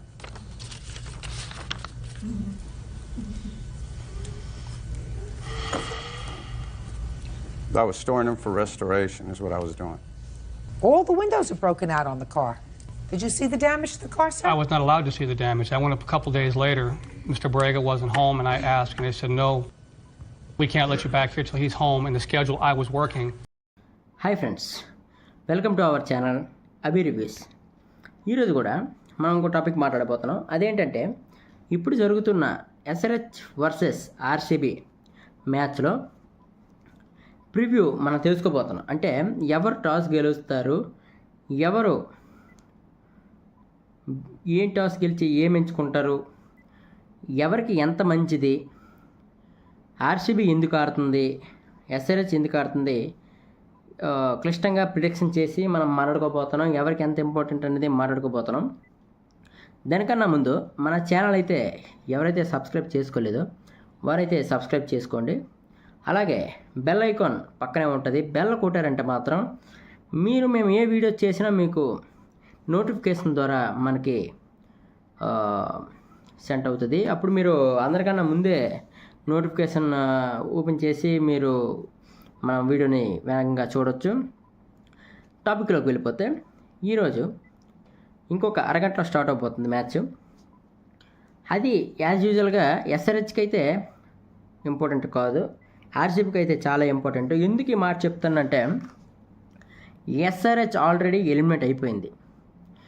RCB క్వాలిఫైలో top 2 place కోసం fight చేస్తారు. ఎందుకు top 2 అంటున్నానంటే ఆర్సీబీకి చాలా important match top 2కి వెళ్ళడానికి. ఎందుకంటే వాళ్ళు title ఇప్పటి వరకు గెలవలేదు కాబట్టి టైటిల్ గెలవాలంటే టాప్ 2 ప్లేస్లో ఉంటే డైరెక్ట్ ఫస్ట్ మ్యాచ్ గెలిస్తేనే ఫైనల్కి వెళ్ళిపోతారు. దాంతో ఒకవేళ గెలకపోతే ఇంకా ఛాన్స్ ఉంటుంది. ఆ ఛాన్స్ ఉపయోగించి టైటిల్ గెలిచే ఉద్దేశంలో ఉంటారు. కాబట్టి టాప్ 2 చాలా ఇంపార్టెంట్. ఎస్ఆర్హెచ్కి ఎందుకు అనుకోవచ్చు, కాకపోతే ఎస్ఆర్హెచ్ వాళ్ళ ప్రౌడ్ కాపాడుకోవడానికి ఆడుతుంది. ఎలిమినేట్ అయిపోయినా సరే లాస్ట్లో గెలుపులు చూపించి ఫ్యాన్స్కి మంచి ఎంజాయ్మెంట్ ఇస్తారు, ఎంటర్టైన్మెంట్ చేస్తారని అనుకుంటాను. కాకపోతే ఇక్కడ హై విన్ ఛాన్సెస్ ఎవరికి ఉన్నదంటే ఆల్రెడీ అది వెన్యూ మార్చారు లక్నోకి. ఆర్సీబీ హోమ్ గ్రౌండ్లో అవ్వాల్సింది మ్యాచ్, కానీ లక్నోకి మార్చారు. ఎందుకంటే అక్కడ వెదర్ కండిషన్స్ మైండ్లో పెట్టుకొని చేంజ్ చేశారు. అది అడ్వాంటేజ్ ఎవరికంటే ఖచ్చితంగా ఆర్సీబీ వాళ్ళకే అడ్వాంటేజ్ ఉంటుంది. ఎందుకు అంటే వాళ్ళకి హోమ్ పిచ్లో కన్నా ఎవే పిచ్లోనే వాళ్ళకి విన్ రికార్డు ఎక్కువగా ఉంది. మీరు చూసినట్టయితే హోమ్ పిచ్ల్లో 2-3 గెలిచారు అంతే, మిగతా అన్నీ ఏవో పిచ్లోనే ఏవో గ్రౌండ్లోనే గెలిచారు. కాబట్టి వాళ్ళకి కొంచెం హై ఎక్స్పెక్టేషన్స్తో వచ్చిన హై విన్ ఛాన్సెస్ ఎక్కువ ఉన్నాయి. సన్ రైజ్కి ఏంటంటే వాళ్ళు మ్యాక్సిమం వీళ్ళకి టాప్ 2కి వెళ్ళనివ్వకూడదు అనే ఆడతారని నా ఉద్దేశం. ఎందుకంటే వీళ్ళు గెలవాలి, లాస్ట్లో ప్రౌడ్ కాపాడుకోవాలి ఒకటి. రెండోది ఏంటంటే వీళ్ళు టాప్ 2కి వెళ్ళకూడదనే ఆడతారు. ఎవరైనా గెలుపు కోసమే ఆడతారో అది ఖచ్చితంగా. కాకపోతే ఎక్కువ ఛాన్సెస్ ఆర్సీబీ గెలవాలని ఉంటుంది. ఎందుకంటే టాప్ 2లో వెళ్తే వాళ్ళు కప్పు కొట్టే ఛాన్సులు ఎక్కువ ఉంటాయి. దీని ప్రకారం చూస్తే మన సీజన్ స్టార్టింగ్లో ఆర్సీబీ టీంని చూసి హై ఎక్స్పెక్టేషన్స్ అయితే లేవు.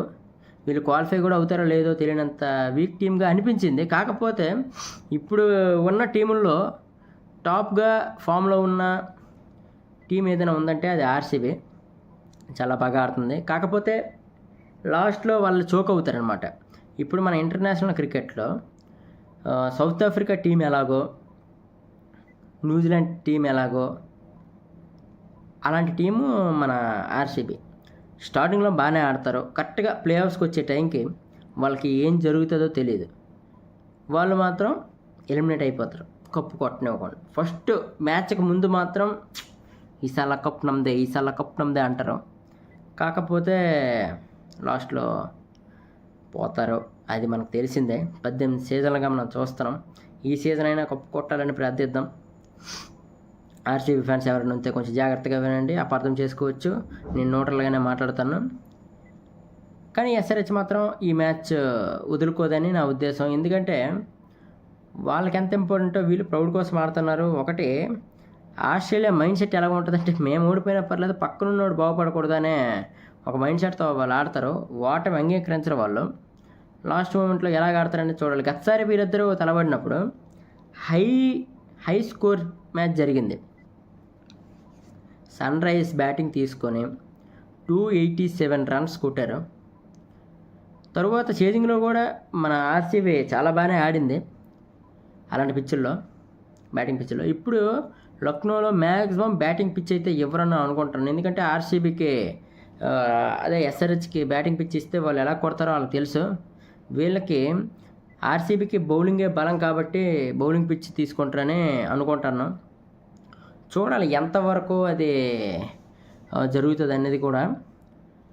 ఎస్ఆర్హెచ్కి గుడ్ న్యూస్ ఏంటంటే మొన్న మ్యాచ్కి ట్రావిస్ హెడ్ లేడు, ఎందుకంటే కరోనా పాజిటివ్ వచ్చింది కాబట్టి ట్రావిస్ హెడ్ లేడు. ఇప్పుడు అతను బయటకు వచ్చాడు, కరోనా లేదు అనేసి రిపోర్ట్స్ వచ్చాయి కాబట్టి ఈ మ్యాచ్ ఆడే అవకాశం ఉంది. తరువాత ఆర్సీబీకి కూడా గుడ్ న్యూస్ ఉంది. రజత్ పటిదార్ ఇంజురీతో ఇన్ని రోజులు బాధపడ్డాడు కదా, ఆ రోజు మ్యాచ్లో ఉంటాడా ఉండడా అనేది కోల్కతా మ్యాచ్లో టాపిక్ నడిచినా సరే ఆ రోజు వర్షం కారణంగా ఆగిపోయింది, ఎవరూ ఆడలేదు కాబట్టి అది నో ఇష్యూ.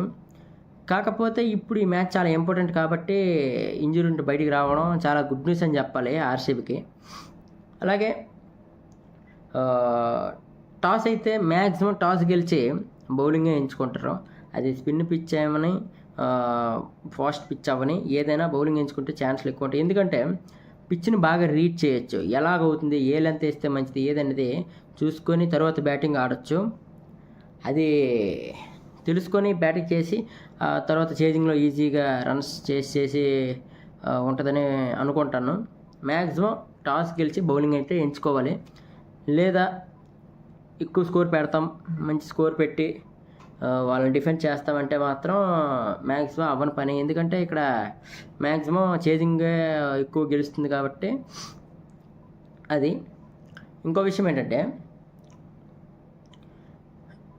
విరాట్ కోహ్లీ మొన్నటి వరకు ఆరెంజ్ క్యాప్ రేస్లో ఉన్నాడు, ఇప్పుడు మాత్రం దాదాపుగా తనను క్రాస్ చేసి 6-7 పైకి వెళ్ళారు.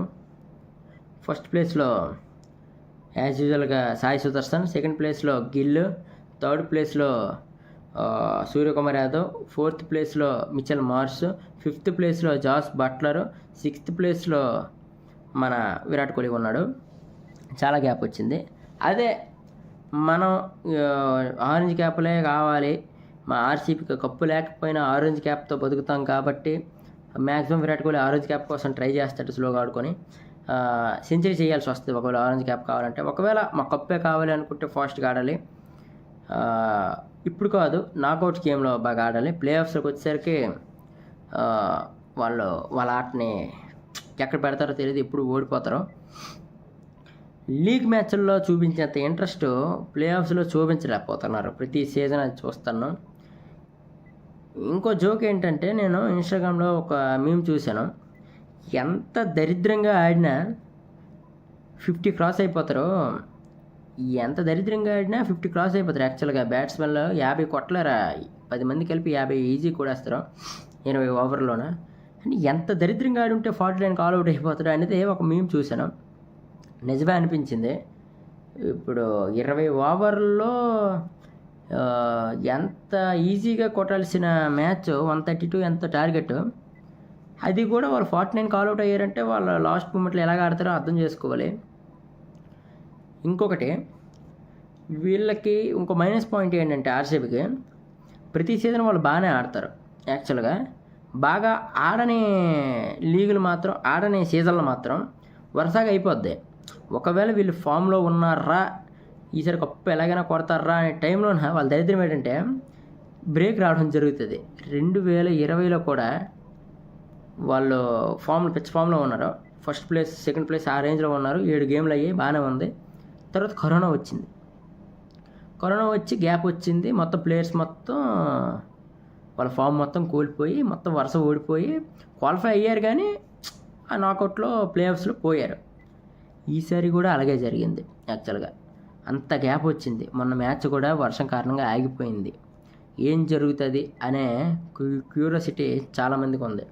ఫామ్ అలాగే ఉంటుందా, హేజల్వుడ్ వస్తాడా, అందరూ బాగానే ఆడతారా, మళ్ళీ ఫామ్ అంతా పోతే మళ్ళీ కప్పులు రావేమో, ఈ ఒక్కసారైనా ఛాన్స్ ఉంది అని ఫీల్ అయిన వాళ్ళు ఉన్నారు. కాకపోతే ప్రతి సీజన్ మనం చూస్తుంది కాబట్టి ఈ సీజన్ ఆర్సీబీ కప్పు రావాలని ప్రార్థిద్దాం. మీరు కూడా సపోర్ట్ చేయండి. ఆర్సీబీకి ఎవరు సపోర్ట్ చేయట్లేదు, ఓన్లీ వాళ్ళ ఫ్యాన్స్ తప్ప. ఇప్పుడు యాజ్ ఎ ముంబై ఇండియన్స్ ఫ్యాన్గా నాకు ముంబైకి వచ్చిన హ్యాపీయే, ఆర్సీబీకి వచ్చిన హ్యాపీయే. కాకపోతే ఆర్సీబీకి కొంచెం చిన్న ఎడ్జి రాకూడదని ఉంటుంది. ఎందుకంటే వాళ్ళు గెలిచింది ఒక్కటైనా సరే ఓవర్ యాక్షన్ ఎక్కువ ఉంటుంది. ఇప్పుడు ఎగ్జాంపుల్ మొన్న సిఎస్కేకి ఎంఐ మ్యాచ్ జరిగింది. రైవల్రీ అంటే అలాంటి టీములకి హైప్ ఇస్తారు. చెన్నై ఓడిపోయింది మొన్న. అదే ఫస్ట్ మ్యాచ్ చెన్నై గెలిచింది, అప్పుడు కూడా నార్మల్గా ఉంది మ్యాచ్, ఆడారు గెలిచారు బాగుంది. మొన్న కూడా ముంబై గెలిచింది. అంటే రివెంజ్గా ప్లాన్ చేస్తే మాత్రం ముంబై హడావిడి చేయాలి. యాక్చువల్గా అయితే మొన్న ఓడిపోయాం మీతో, ఇప్పుడు మేము గెలిచాం రివెంజ్ అని చేయాలి. కానీ ప్రతి చిన్న టీం అవ్వని పెద్ద టీం అవ్వని నార్మల్ లీగ్ మ్యాచ్ల్లో మాత్రం ఆర్సీబీ టీం ప్లేయర్స్ మాత్రం హడావిడి చేస్తారు. లీగ్ మ్యాచ్లు చేస్తే గెలిస్తే కప్పు ఇచ్చారు కదా, ఫైనల్ గెలిస్తే కప్పు ఇస్తారు. అప్పుడు మీరు ఎంత హడావిడి చేసుకున్నా పర్లేదు, ఎందుకంటే మీరు కప్పు గెలిచారు, ఆ రెస్పెక్ట్ మేము ఇవ్వాలి.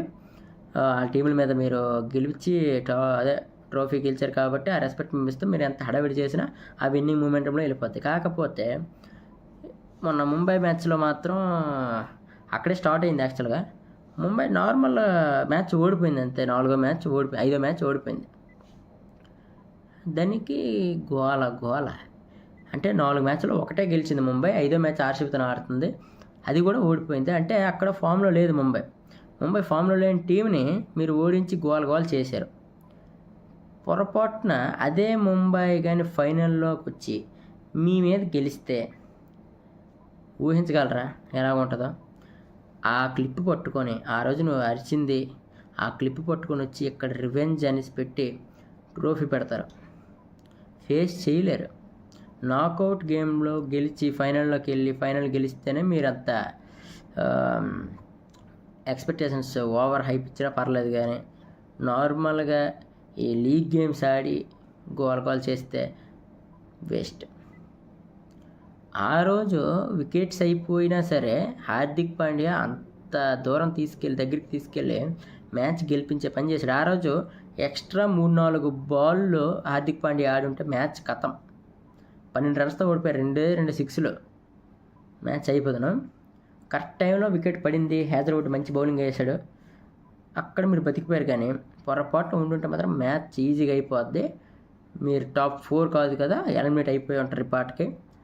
మేము టాప్ 1లోకి వెళ్ళి ముంబై ఇండియన్స్ కప్పు దగ్గర ఉందామని పాటకి. కొంచెం జాగ్రత్తగా సెలబ్రేట్ చేసే ముందు జాగ్రత్తగా ఉండాలి.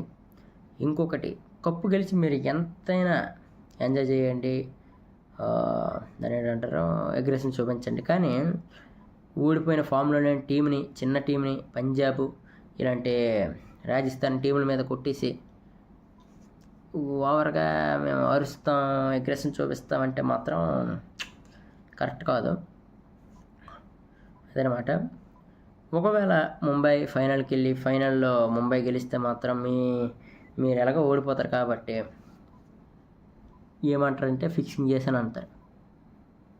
మీరు గెలిస్తే ముంబై లాంటి టీంని కొట్టామరా మేము, ముంబై టీం కొట్టలేదు మేము కొట్టాము వాళ్ళ మీద, గట్టి టీం మీద అంటారు. అప్పుడు ముంబై ఓడిపోతే అంత గట్టి టీం పెట్టుకుని ఓడిపోయారా, వాళ్ళ మీద మేము గెలిచామరా అంటారు.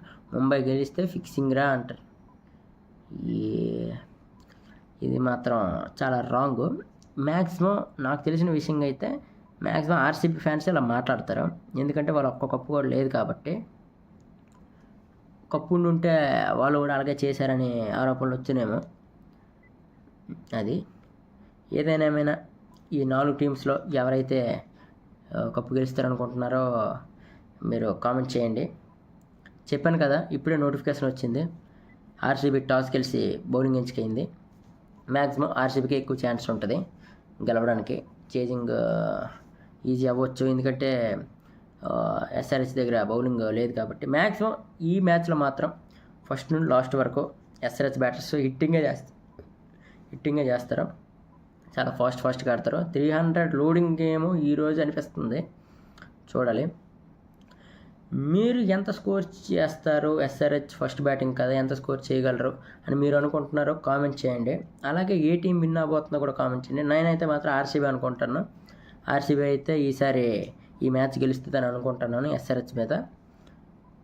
చూడాలి. ఎక్కువ మ్యాచ్లు మాత్రం ఎస్ఆర్హెచ్కి సన్ రైజ్కి పోలిస్తే ఎస్ఆర్హెచ్ ఎక్కువ, అదే ఎస్ఆర్హెచ్కి ఆర్సీబీకి పోలిస్తే ఎస్ఆర్హెచ్ ఎక్కువ మ్యాచ్లు గెలిచింది. ఇప్పుడు కూడా కొంచెం నాకు అటు ఇటుగా 50-50 ఛాన్సుల్లో ఎక్కువ శాతం ఆర్సీబీ గెలుస్తుంది అనిపిస్తుంది. చూద్దాం ఏం జరగబోతుందో. అదొకటి. ఇంకా మాట్లాడుకునే విషయం ఏంటంటే హ్యాజల్వుడ్ వచ్చాడా రాలేదా అనేది మనం టీం చూసి మనం మాట్లాడుకోబోతున్నాం. టీం చూసి మనం చూడాలి. ఆ కెప్టెన్ ఎవరు, పటిదారే వస్తాడా లేదా వేరే ప్లేయర్ వస్తాడా, హ్యాజల్వుడ్ ఫిట్గా ఉన్నాడా లేదా, ఇంకా ఎస్ఆర్హెచ్లో హెడ్ వచ్చాడా లేదా, టీం ఏంటి, అవన్నీ మనం చూడాలి. చూసి కానీ మనం ఎవరు గెలుస్తారని నిర్ధారణ దగ్గర రాలేము. తర్వాత ఇంకొకటి ఏంటంటే ఇది టాప్ 2 కోసం రేస్ కాబట్టి ఆల్రెడీ 4 టీమ్స్ క్వాలిఫై అయిపోయారు కాబట్టి ఎక్కువ శాతంగా మంచి మంచి మ్యాచ్లు జరగకపోవచ్చు. ఎందుకంటే మ్యాక్సిమం రేసులు ఉన్న టీములే ఇది గెలిస్తే టాప్ 2కి వెళ్తా అవే ఇంట్రెస్టింగ్ ఉంటాయి. మిగతా మ్యాచ్లు మాత్రం నార్మల్గా ఉంటాయి కాబట్టి చూడాలి. ఇంకో విషయం ఏంటంటే మనము ఈరోజు ఈ వీడియో అయిపోయాక మ్యాచ్ అయిపోయాక కూడా మనం రివ్యూ ఇస్తాం. ఇది ప్రివ్యూ కాబట్టి తర్వాత మ్యాచ్ అయిపోయాక రివ్యూ ఇస్తాం. ఆ రివ్యూలో మనం మాట్లాడుకొని మనం ఈరోజు ప్రివ్యూలో ఏదైతే మాట్లాడుకోబోన్నామో అవే జరిగితే మళ్ళీ మనం మ్యాక్సిమం జరుగుతాయి, అవే జరుగుతాయి. ఆర్సీబీ గెలుస్తుంది, అది మనం రివ్యూలో కూడా అదే మాట్లాడతాం. అది చూసి ఈ మన ప్రిడిక్షన్లో ఎంత శాతం కరెక్ట్ ఉన్నదనేది మీరు కామెంట్ చేసి ఎవరు గెలుస్తారో నాతో అంగీకరిస్తారో ఆర్సీబీ అని, ఎవరైతే ఆర్సీబీ ఫ్యాన్స్ కాకుండా ఎస్ఆర్హెచ్ గెలుస్తుంది అని అంటున్నారో వాళ్ళైతే మాత్రం కామెంట్ చేయండి ఏదవుద్ది అనేది. మ్యాక్సిమం మీకు ఆర్సీబీ వస్తే ఇష్టమా, ఎస్ఆర్హెచ్ వస్తే ఇష్టమా అనేది మీరు కామెంట్ చేయండి. అలాగే ఇంతవరకు మన ఛానల్ ఎవరైతే సబ్స్క్రైబ్ చేసుకోలేదో సబ్స్క్రైబ్ చేసుకోండి.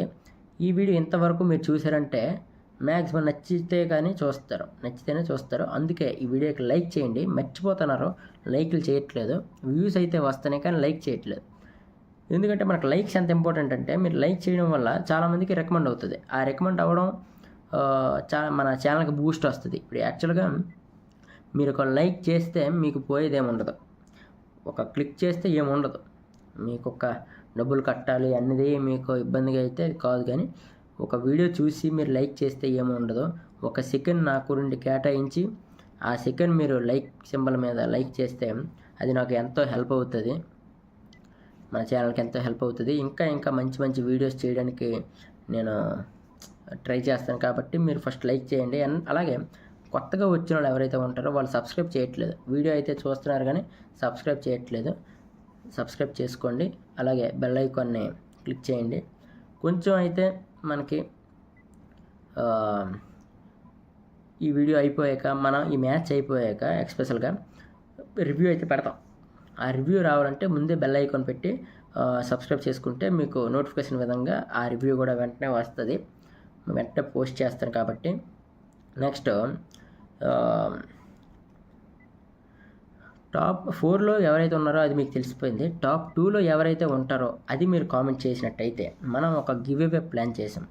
యాక్చువల్గా టాప్ 2లో ఆర్సీబీ జీటీ ఉంటుందా, లేదా జీటీ ఎంఐ ఉంటుందా, లేదా ఆర్సీబీ పంజాబ్ ఉంటుందా, లేదా పంజాబ్ ముంబై ఉంటుందా అన్నది మీరు ప్రిడిక్ట్ చేసి మన కామెంట్ సెక్షన్లో ఏ టీంని అయితే మీరు అనుకుంటున్నారో ఆ 2 టీములు కామెంట్ చేసి పక్కన మీ ఫోన్ నెంబర్, అదే మీ ఫోన్పే నెంబర్ పెడితే మ్యాక్సిమం ఆ రోజు క్వాలిఫై అయ్యే టైంకి ఏ టీంలు అయితే టాప్ 2లో ఉంటాయి ఎవరైతే ఆ కామెంట్ కరెక్ట్గా చేశారో ఆ కామెంట్ బేస్లో ఆ ఫోన్ నెంబర్కి మేము 500 రూపీస్ గివ్ అవే ఇస్తాము.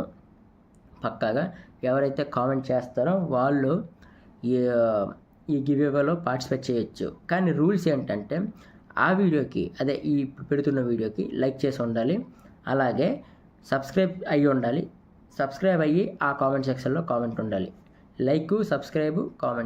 సబ్స్క్రైబ్ లైక్ కామెంట్ మాత్రం పక్కాగా ఉండాలి.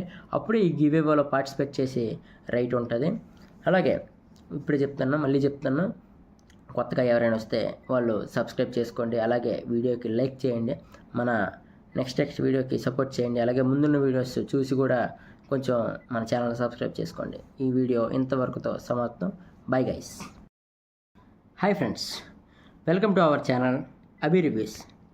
ఈరోజు కూడా మనం ఇంకో టాపిక్ మాట్లాడబోతున్నాం. అదేంటంటే ఇప్పుడు జరుగుతున్న ఎస్ఆర్హెచ్ వర్సెస్ ఆర్సీబీ మ్యాచ్లో ప్రివ్యూ మనం తెలుసుకోబోతున్నాం. అంటే ఎవరు టాస్ గెలుస్తారు, ఎవరు ఏం టాస్ గెలిచి ఏం ఎంచుకుంటారు, ఎవరికి ఎంత మంచిది, ఆర్సీబీ ఎందుకు ఆడుతుంది, ఎస్ఆర్హెచ్ ఎందుకు ఆడుతుంది, క్లిష్టంగా ప్రిడిక్షన్ చేసి మనం మాట్లాడుకోబోతున్నాం. ఎవరికి ఎంత ఇంపార్టెంట్ అనేది మాట్లాడుకోబోతున్నాం. దానికన్నా ముందు మన ఛానల్ అయితే ఎవరైతే సబ్స్క్రైబ్ చేసుకోలేదో వారైతే సబ్స్క్రైబ్ చేసుకోండి. అలాగే బెల్ ఐకాన్ పక్కనే ఉంటుంది. బెల్ కొట్టారంటే మాత్రం మేము ఏ వీడియో చేసినా మీకు నోటిఫికేషన్ ద్వారా మనకి సెండ్ అవుతుంది. అప్పుడు మీరు అందరికన్నా ముందే నోటిఫికేషన్ ఓపెన్ చేసి మీరు మన వీడియోని వేగంగా చూడొచ్చు. టాపిక్లోకి వెళ్ళిపోతే ఈరోజు ఇంకొక అరగంటలో స్టార్ట్ అయిపోతుంది మ్యాచ్. అది యాజ్ యూజువల్గా ఎస్ఆర్హెచ్కి అయితే ఇంపార్టెంట్ కాదు, ఆర్సీబీకి అయితే చాలా ఇంపార్టెంట్. ఎందుకు ఈ మాట చెప్తానంటే ఎస్ఆర్హెచ్ ఆల్రెడీ ఎలిమినేట్ అయిపోయింది. ఆర్సీబీ క్వాలిఫైలో టాప్ 2 ప్లేస్ కోసం ఫైట్ చేస్తారు. ఎందుకు టాప్ 2 అంటున్నానంటే ఆర్సీబీకి చాలా ఇంపార్టెంట్ మ్యాచ్ టాప్ 2కి వెళ్ళడానికి. ఎందుకంటే వాళ్ళు టైటిల్ ఇప్పటి వరకు గెలవలేదు కాబట్టి టైటిల్ గెలవాలంటే టాప్ 2 ప్లేస్లో ఉంటే డైరెక్ట్ ఫస్ట్ మ్యాచ్ గెలిస్తేనే ఫైనల్కి వెళ్ళిపోతారు. దాంతో ఒకవేళ గెలకపోతే ఇంకా ఛాన్స్ ఉంటుంది. ఆ ఛాన్స్ ఉపయోగించి టైటిల్ గెలిచే ఉద్దేశంలో ఉంటారు.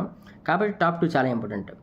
ఎస్ఆర్హెచ్కి ఎందుకు అనుకోవచ్చు, కాకపోతే ఎస్ఆర్హెచ్ వాళ్ళ ప్రౌడ్ కాపాడుకోవడానికి ఆడుతుంది. ఎలిమినేట్ అయిపోయినా సరే లాస్ట్లో గెలుపులు చూపించి ఫ్యాన్స్కి మంచి ఎంజాయ్మెంట్ ఇస్తారు, ఎంటర్టైన్మెంట్ చేస్తారని అనుకుంటాము. కాకపోతే ఇక్కడ హై విన్ ఛాన్సెస్ ఎవరికి ఉన్నదంటే ఆల్రెడీ అది వెన్యూ మార్చారు లక్నోకి. ఆర్సీబీ హోమ్ గ్రౌండ్లో అవ్వాల్సింది మ్యాచ్, కానీ లక్నోకి మార్చారు. ఎందుకంటే అక్కడ వెదర్ కండిషన్స్ మైండ్లో పెట్టుకొని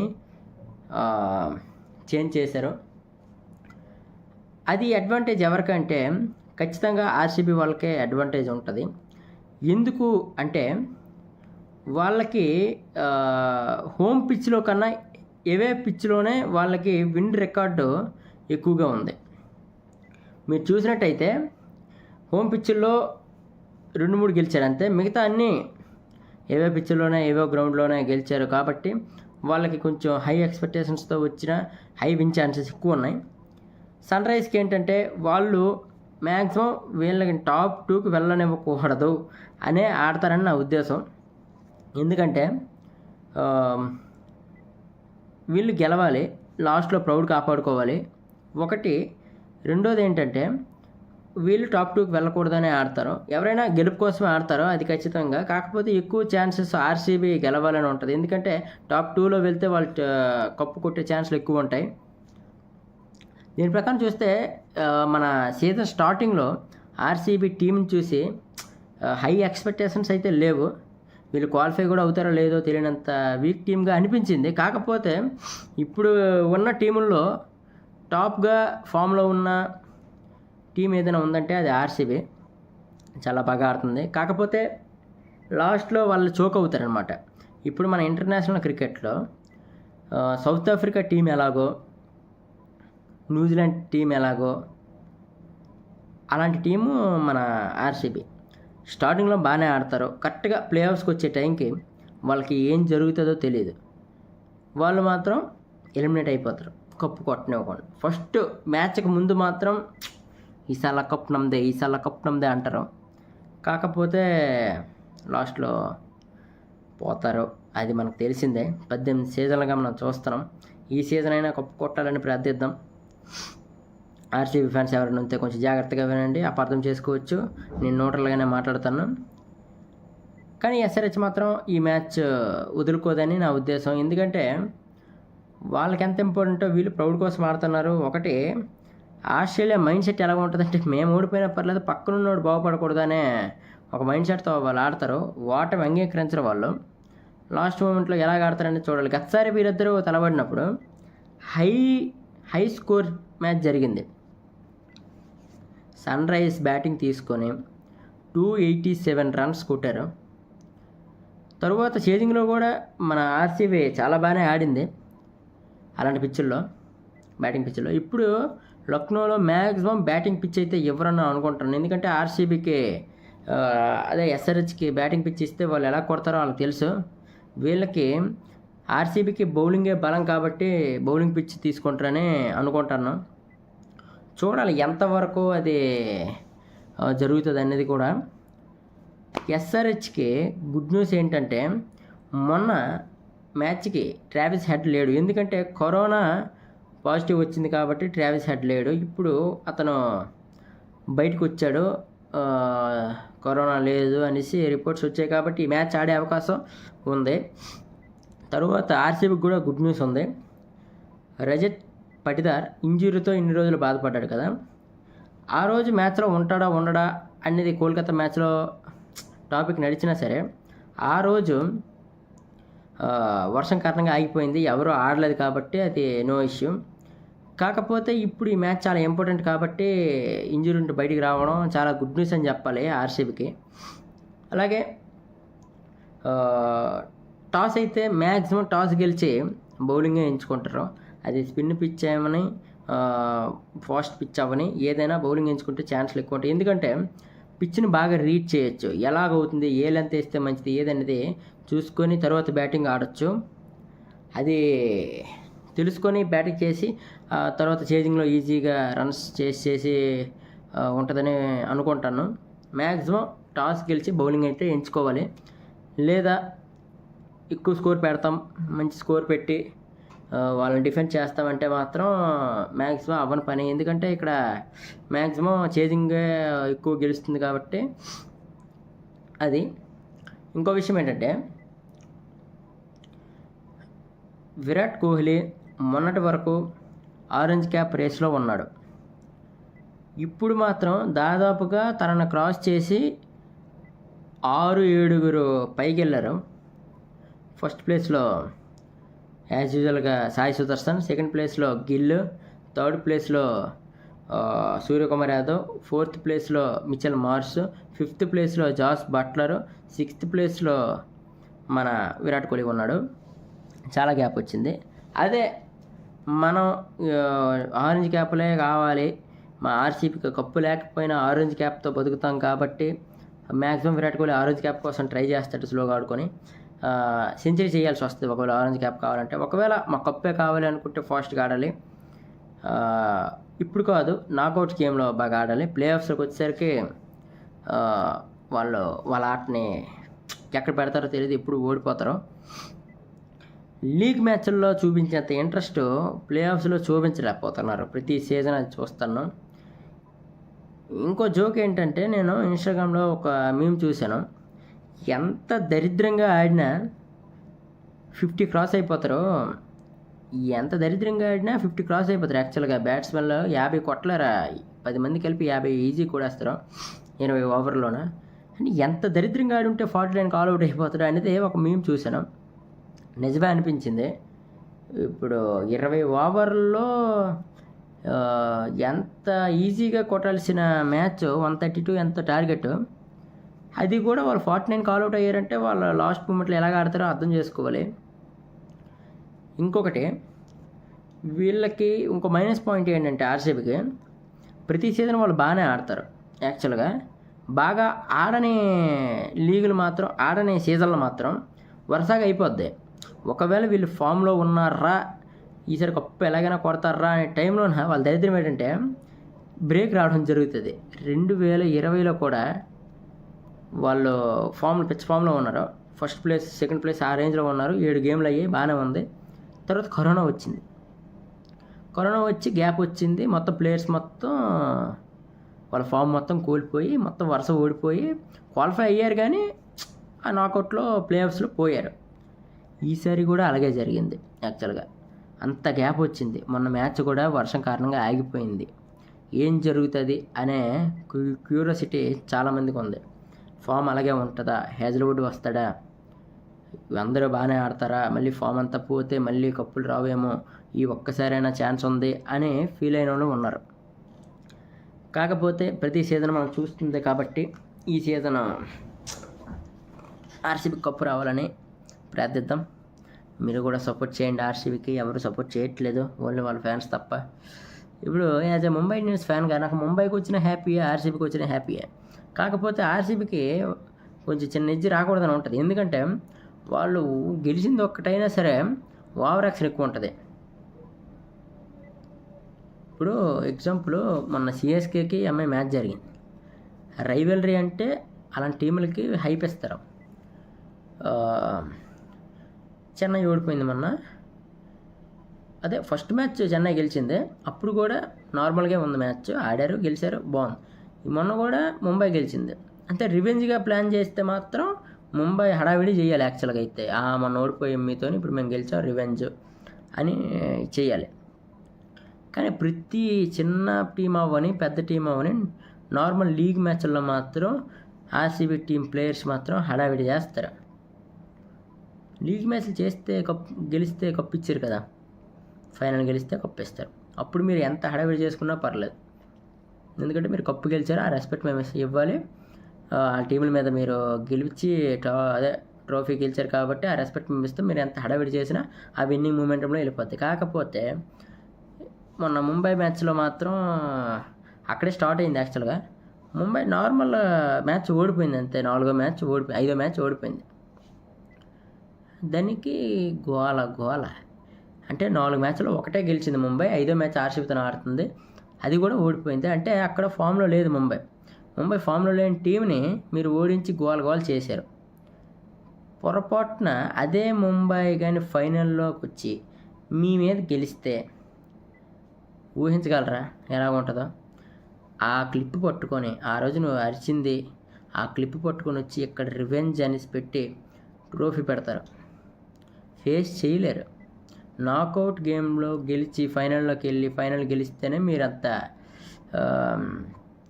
ఎక్స్పెక్టేషన్స్ ఓవర్ హైప్ ఇచ్చినా పర్లేదు. కానీ నార్మల్గా ఈ లీగ్ గేమ్స్ ఆడి గోల్ చేస్తే వేస్ట్. ఆ రోజు వికెట్స్ అయిపోయినా సరే హార్దిక్ పాండ్యా అంత దూరం దగ్గరికి తీసుకెళ్ళి మ్యాచ్ గెలిపించే పని చేశాడు. ఆ రోజు ఎక్స్ట్రా 3-4 బాల్లో హార్దిక్ పాండ్యా ఆడి ఉంటే మ్యాచ్ ఖతం. 12 రన్స్తో ఓడిపోయారు, 2 6లు మ్యాచ్ అయిపోదును. కరెక్ట్ టైంలో వికెట్ పడింది, హైదరాబాద్ మంచి బౌలింగ్ వేశాడు, అక్కడ మీరు బతికిపోయారు. కానీ పొరపాటు ఉంటుంటే మాత్రం మ్యాచ్ ఈజీగా అయిపోద్ది. మీరు టాప్ 4 కాదు కదా, ఎలిమినేట్ అయిపోయి ఉంటారు ఈ పాటకి. మేము టాప్ 1లోకి వెళ్ళి ముంబై ఇండియన్స్ కప్పు దగ్గర ఉందాము ఈ పాటకి. కొంచెం జాగ్రత్తగా సెలబ్రేట్ చేసే ముందు జాగ్రత్తగా ఉండాలి.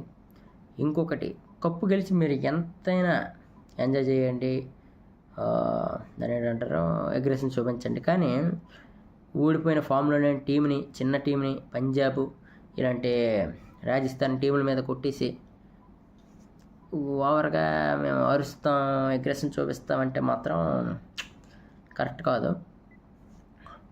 అదనమాట. ఒకవేళ ముంబై ఫైనల్కి వెళ్ళి ఫైనల్లో ముంబై గెలిస్తే మాత్రం మీరు ఎలాగో ఓడిపోతారు కాబట్టి ఏమంటారంటే ఫిక్సింగ్ చేశాను అంటారు. మీరు గెలిస్తే ముంబై లాంటి టీంని కొట్టామరా మేము, ముంబై టీం కొట్టలేదు మేము కొట్టాము వాళ్ళ మీద, గట్టి టీం మీద అంటారు. అప్పుడు ముంబై ఓడిపోతే అంత గట్టి టీం పెట్టుకుని ఓడిపోయారా, వాళ్ళ మీద మేము గెలిచామరా అంటారు. ముంబై గెలిస్తే ఫిక్సింగ్ రా అంటారు. ఇది మాత్రం చాలా రాంగ్. మ్యాక్సిమం నాకు తెలిసిన విషయంగా అయితే మ్యాక్సిమం ఆర్సీబీ ఫ్యాన్స్ ఇలా మాట్లాడతారు, ఎందుకంటే వాళ్ళు ఒక్క కప్పు కూడా లేదు కాబట్టి. కప్పు ఉంటే వాళ్ళు కూడా అలాగే చేశారని ఆరోపణలు వచ్చినేమో. అది ఏమైనా ఈ 4 టీమ్స్లో ఎవరైతే కప్పు గెలుస్తారనుకుంటున్నారో మీరు కామెంట్ చేయండి. చెప్పాను కదా, ఇప్పుడే నోటిఫికేషన్ వచ్చింది. ఆర్సీబీ టాస్ గెలిచి బౌలింగ్ ఎంచుకైంది. మ్యాక్సిమం ఆర్సీబీకి ఎక్కువ ఛాన్స్ ఉంటుంది గెలవడానికి. చేజింగ్ ఈజీ అవ్వచ్చు, ఎందుకంటే ఎస్ఆర్హెచ్ దగ్గర బౌలింగ్ లేదు కాబట్టి. మ్యాక్సిమం ఈ మ్యాచ్లో మాత్రం ఫస్ట్ నుండి లాస్ట్ వరకు ఎస్ఆర్హెచ్ బ్యాటర్స్ హిట్టింగే చేస్తారు. చాలా ఫాస్ట్గా ఆడతారు. 300 లోడింగ్ గేమ్ ఈరోజు అనిపిస్తుంది. చూడాలి. మీరు ఎంత స్కోర్ చేస్తారు, ఎస్ఆర్హెచ్ ఫస్ట్ బ్యాటింగ్ కదా, ఎంత స్కోర్ చేయగలరు అని మీరు అనుకుంటున్నారో కామెంట్ చేయండి. అలాగే ఏ టీం విన్ అవబోతుందో కూడా కామెంట్ చేయండి. నేనైతే మాత్రం ఆర్సీబీ అనుకుంటాను. ఆర్సీబీ అయితే ఈసారి ఈ మ్యాచ్ గెలుస్తుందని అనుకుంటున్నాను ఎస్ఆర్హెచ్ మీద. చూడాలి. ఎక్కువ మ్యాచ్లు మాత్రం ఎస్ఆర్హెచ్కి సన్ రైజ్కి పోలిస్తే ఎస్ఆర్హెచ్ ఎక్కువ, అదే ఎస్ఆర్హెచ్కి ఆర్సీబీకి పోలిస్తే ఎస్ఆర్హెచ్ ఎక్కువ మ్యాచ్లు గెలిచింది. ఇప్పుడు కూడా కొంచెం నాకు అటు ఇటుగా 50-50 ఛాన్సుల్లో ఎక్కువ శాతం ఆర్సీబీ గెలుస్తుంది అనిపిస్తుంది. చూద్దాం ఏం జరగబోతుందో. అదొకటి. ఇంకా మాట్లాడుకునే విషయం ఏంటంటే హ్యాజల్వుడ్ వచ్చాడా రాలేదా అనేది మనం టీం చూసి మనం మాట్లాడుకోబోతున్నాం. టీం చూసి మనం చూడాలి. ఆ కెప్టెన్ ఎవరు, పటిదారే వస్తాడా లేదా వేరే ప్లేయర్ వస్తాడా, హ్యాజల్వుడ్ ఫిట్గా ఉన్నాడా లేదా, ఇంకా ఎస్ఆర్హెచ్లో హెడ్ వచ్చాడా లేదా, టీం ఏంటి, అవన్నీ మనం చూడాలి. చూసి కానీ మనం ఎవరు గెలుస్తారని నిర్ధారణ దగ్గర రాలేము. తర్వాత ఇంకొకటి ఏంటంటే ఇది టాప్ 2 కోసం రేస్ కాబట్టి ఆల్రెడీ 4 టీమ్స్ క్వాలిఫై అయిపోయారు కాబట్టి ఎక్కువ శాతంగా మంచి మంచి మ్యాచ్లు జరగకపోవచ్చు. ఎందుకంటే మ్యాక్సిమం రేసులు ఉన్న టీంలే ఇది గెలిస్తే టాప్ 2కి వెళ్తే అవే ఇంట్రెస్టింగ్ ఉంటాయి. మిగతా మ్యాచ్లు మాత్రం నార్మల్గా ఉంటాయి కాబట్టి చూడాలి. ఇంకో విషయం ఏంటంటే మనము ఈరోజు ఈ వీడియో అయిపోయాక మ్యాచ్ అయిపోయాక కూడా మనం రివ్యూ ఇస్తాం. ఇది ప్రివ్యూ కాబట్టి తర్వాత మ్యాచ్ అయిపోయాక రివ్యూ ఇస్తాం. ఆ రివ్యూలో మనం మాట్లాడుకొని మనం ఈరోజు ప్రివ్యూలో ఏదైతే మాట్లాడుకోబోన్నామో అవే జరిగితే మళ్ళీ మనం మ్యాక్సిమం అవే జరుగుతాయి. ఆర్సీబీ గెలుస్తుంది, అది మనం రివ్యూలో కూడా అదే మాట్లాడతాం. అది చూసి ఈ మన ప్రిడిక్షన్లో ఎంత శాతం కరెక్ట్ ఉన్నదనేది మీరు కామెంట్ చేసి ఎవరు గెలుస్తారో నాతో అంగీకరిస్తారో ఆర్సీబీ అని, ఎవరైతే ఆర్సీబీ ఫ్యాన్స్ కాకుండా ఎస్ఆర్హెచ్ గెలుస్తుంది అని అంటున్నారో వాళ్ళైతే మాత్రం కామెంట్ చేయండి ఏదవుద్ది అనేది.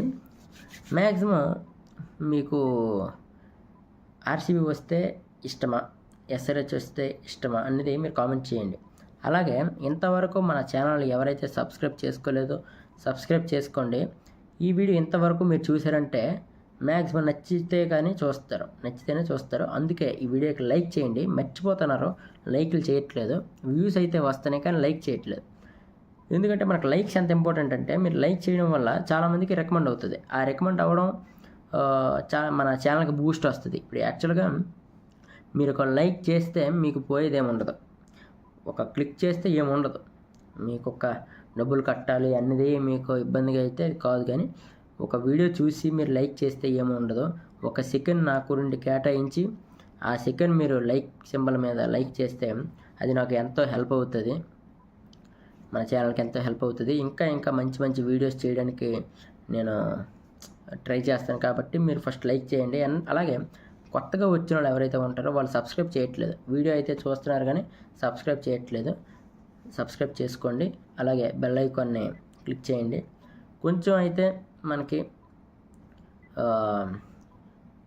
ఈ వీడియో అయిపోయాక మనం ఈ మ్యాచ్ అయిపోయాక ఎక్స్పెషల్గా రివ్యూ అయితే పెడతాం. ఆ రివ్యూ రావాలంటే ముందే బెల్ ఐకాన్ పెట్టి సబ్స్క్రైబ్ చేసుకుంటే మీకు నోటిఫికేషన్ విధంగా ఆ రివ్యూ కూడా వెంటనే వస్తుంది, వెంటనే పోస్ట్ చేస్తాను. కాబట్టి నెక్స్ట్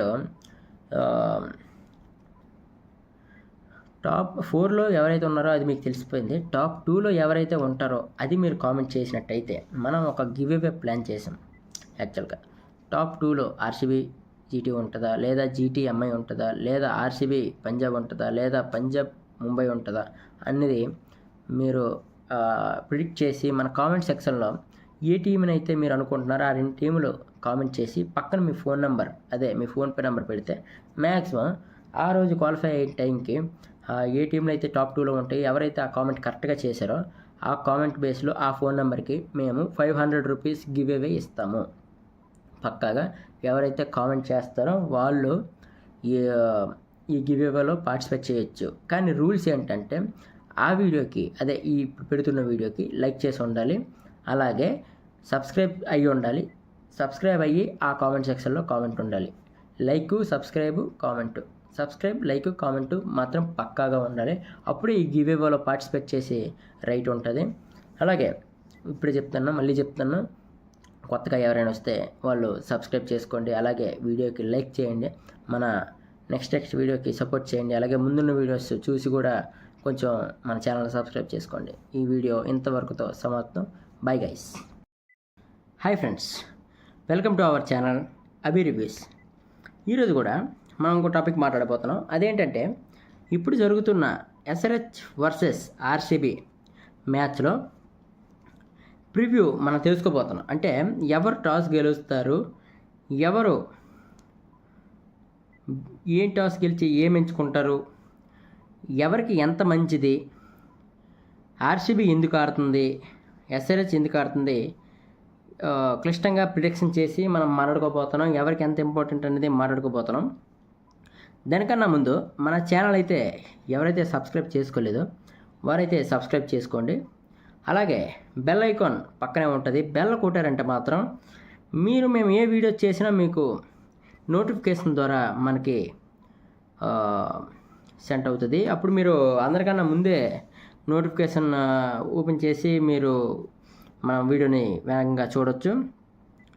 టాపిక్లోకి వెళ్ళిపోతే ఈరోజు ఇంకొక అరగంటలో స్టార్ట్ అయిపోతుంది మ్యాచ్. అది యాజ్ యూజువల్గా ఎస్ఆర్హెచ్కి అయితే ఇంపార్టెంట్ కాదు, ఆర్సీబీకి అయితే చాలా ఇంపార్టెంట్. ఎందుకు ఈ మాట చెప్తానంటే ఎస్ఆర్హెచ్ ఆల్రెడీ ఎలిమినేట్ అయిపోయింది. ఆర్సీబీ క్వాలిఫైలో టాప్ 2 ప్లేస్ కోసం ఫైట్ చేస్తారు. ఎందుకు టాప్ 2 అంటున్నానంటే ఆర్సీబీకి చాలా ఇంపార్టెంట్ మ్యాచ్ టాప్ 2కి వెళ్ళడానికి. ఎందుకంటే వాళ్ళు టైటిల్ ఇప్పటి వరకు గెలవలేదు కాబట్టి టైటిల్ గెలవాలంటే టాప్ 2 ప్లేస్లో ఉంటే డైరెక్ట్ ఫస్ట్ మ్యాచ్ గెలిస్తేనే ఫైనల్కి వెళ్ళిపోతారు. దాంతో ఒకవేళ గెలకపోతే ఇంకా ఛాన్స్ ఉంటుంది. ఆ ఛాన్స్ ఉపయోగించి టైటిల్ గెలిచే ఉద్దేశంలో ఉంటారు. కాబట్టి టాప్ 2 చాలా ఇంపార్టెంట్. ఎస్ఆర్హెచ్కి ఎందుకు అనుకోవచ్చు, కాకపోతే ఎస్ఆర్హెచ్ వాళ్ళ ప్రౌడ్ కాపాడుకోవడానికి ఆడుతుంది.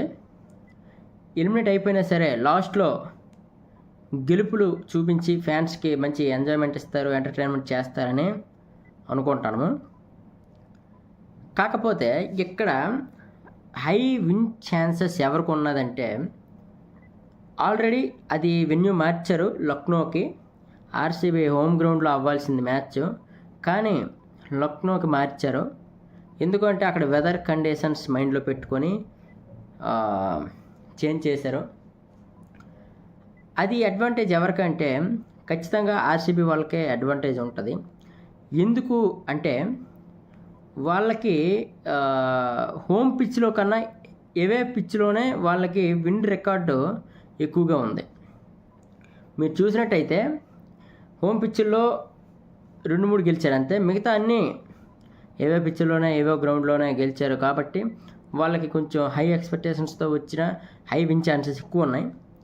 సన్ రైజ్కి ఏంటంటే వాళ్ళు మ్యాక్సిమం వీళ్ళకి టాప్ 2కి వెళ్ళనివ్వకూడదు అనే ఆడతారని నా ఉద్దేశం. ఎందుకంటే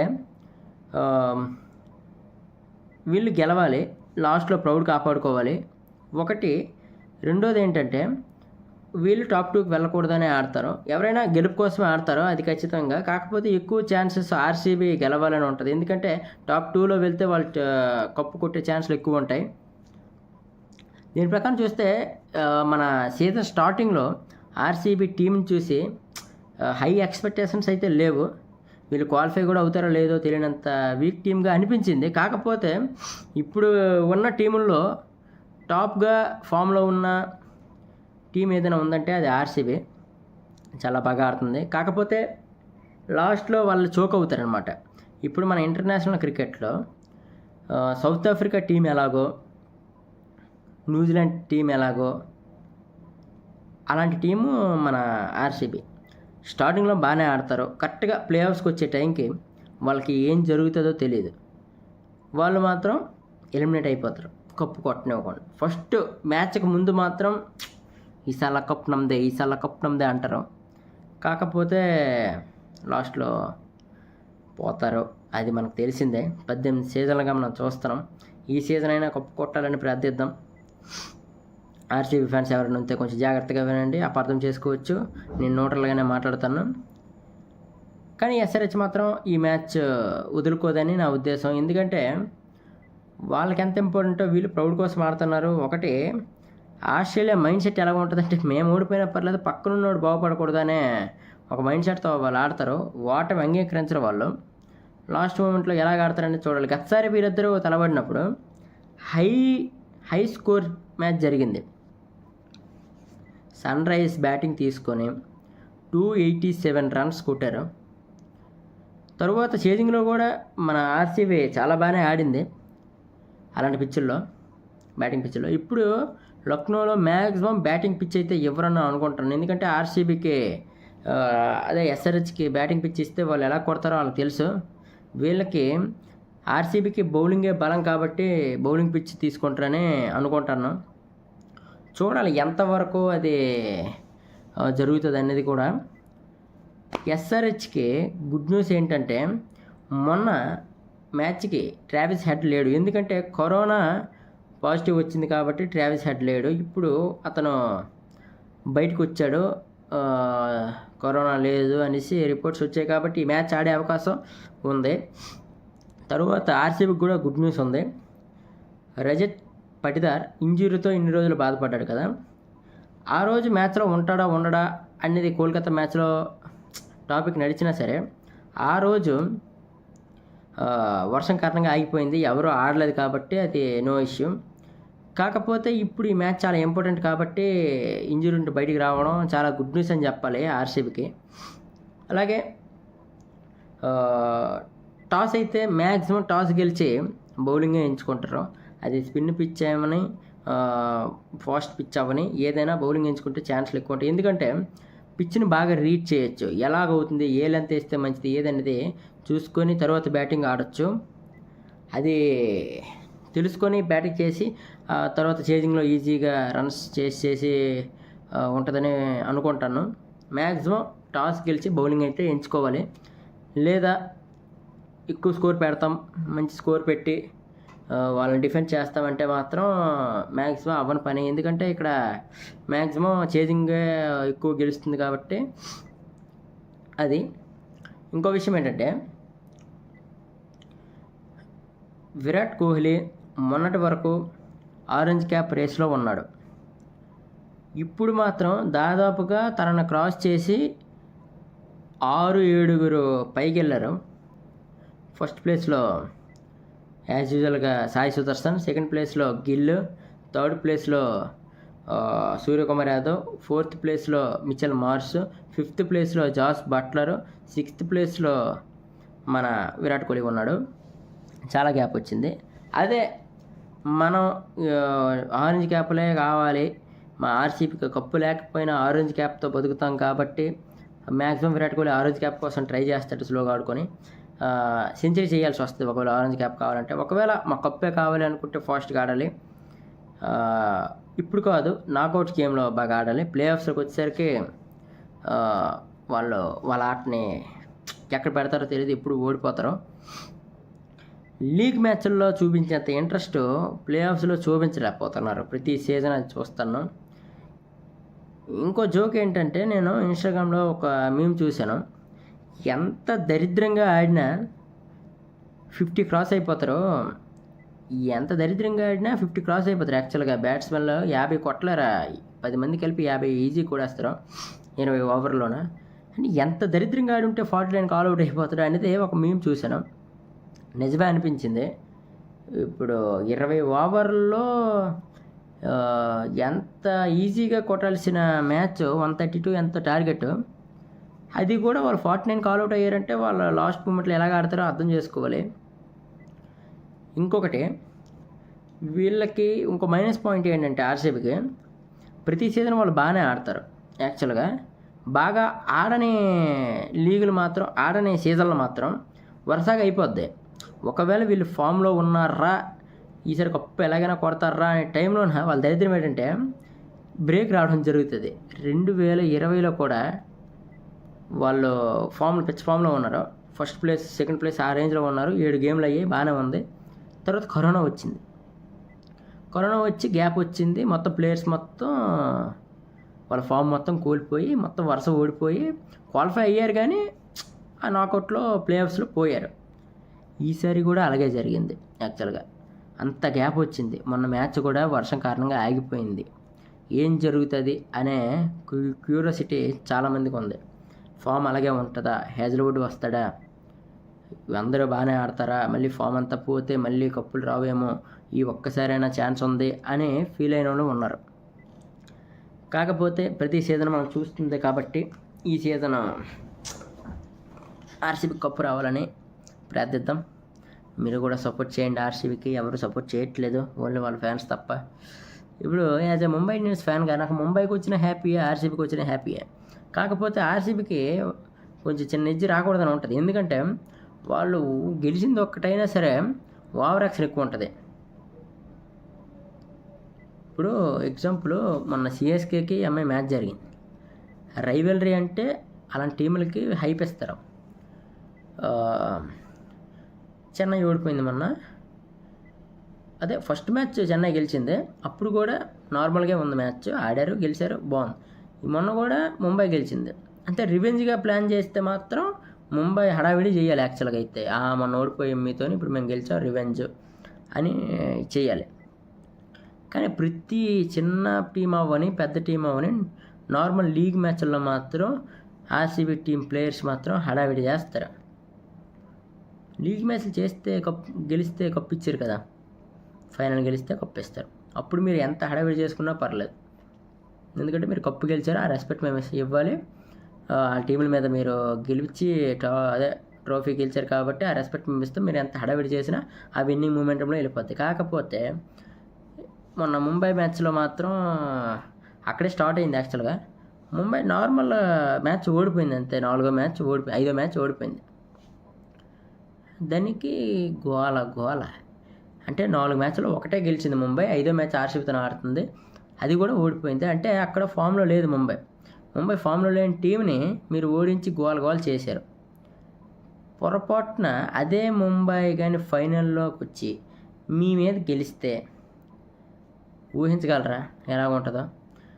ఆ క్లిప్ పట్టుకొని ఆ రోజు నువ్వు అరిచింది, ఆ క్లిప్ పట్టుకొని వచ్చి ఇక్కడ రివెంజ్ అనేసి పెట్టి ట్రోఫీ పెడతారు, ఫేస్ చేయలేరు. నాకౌట్ గేమ్లో గెలిచి ఫైనల్లోకి వెళ్ళి ఫైనల్ గెలిస్తేనే మీరంతా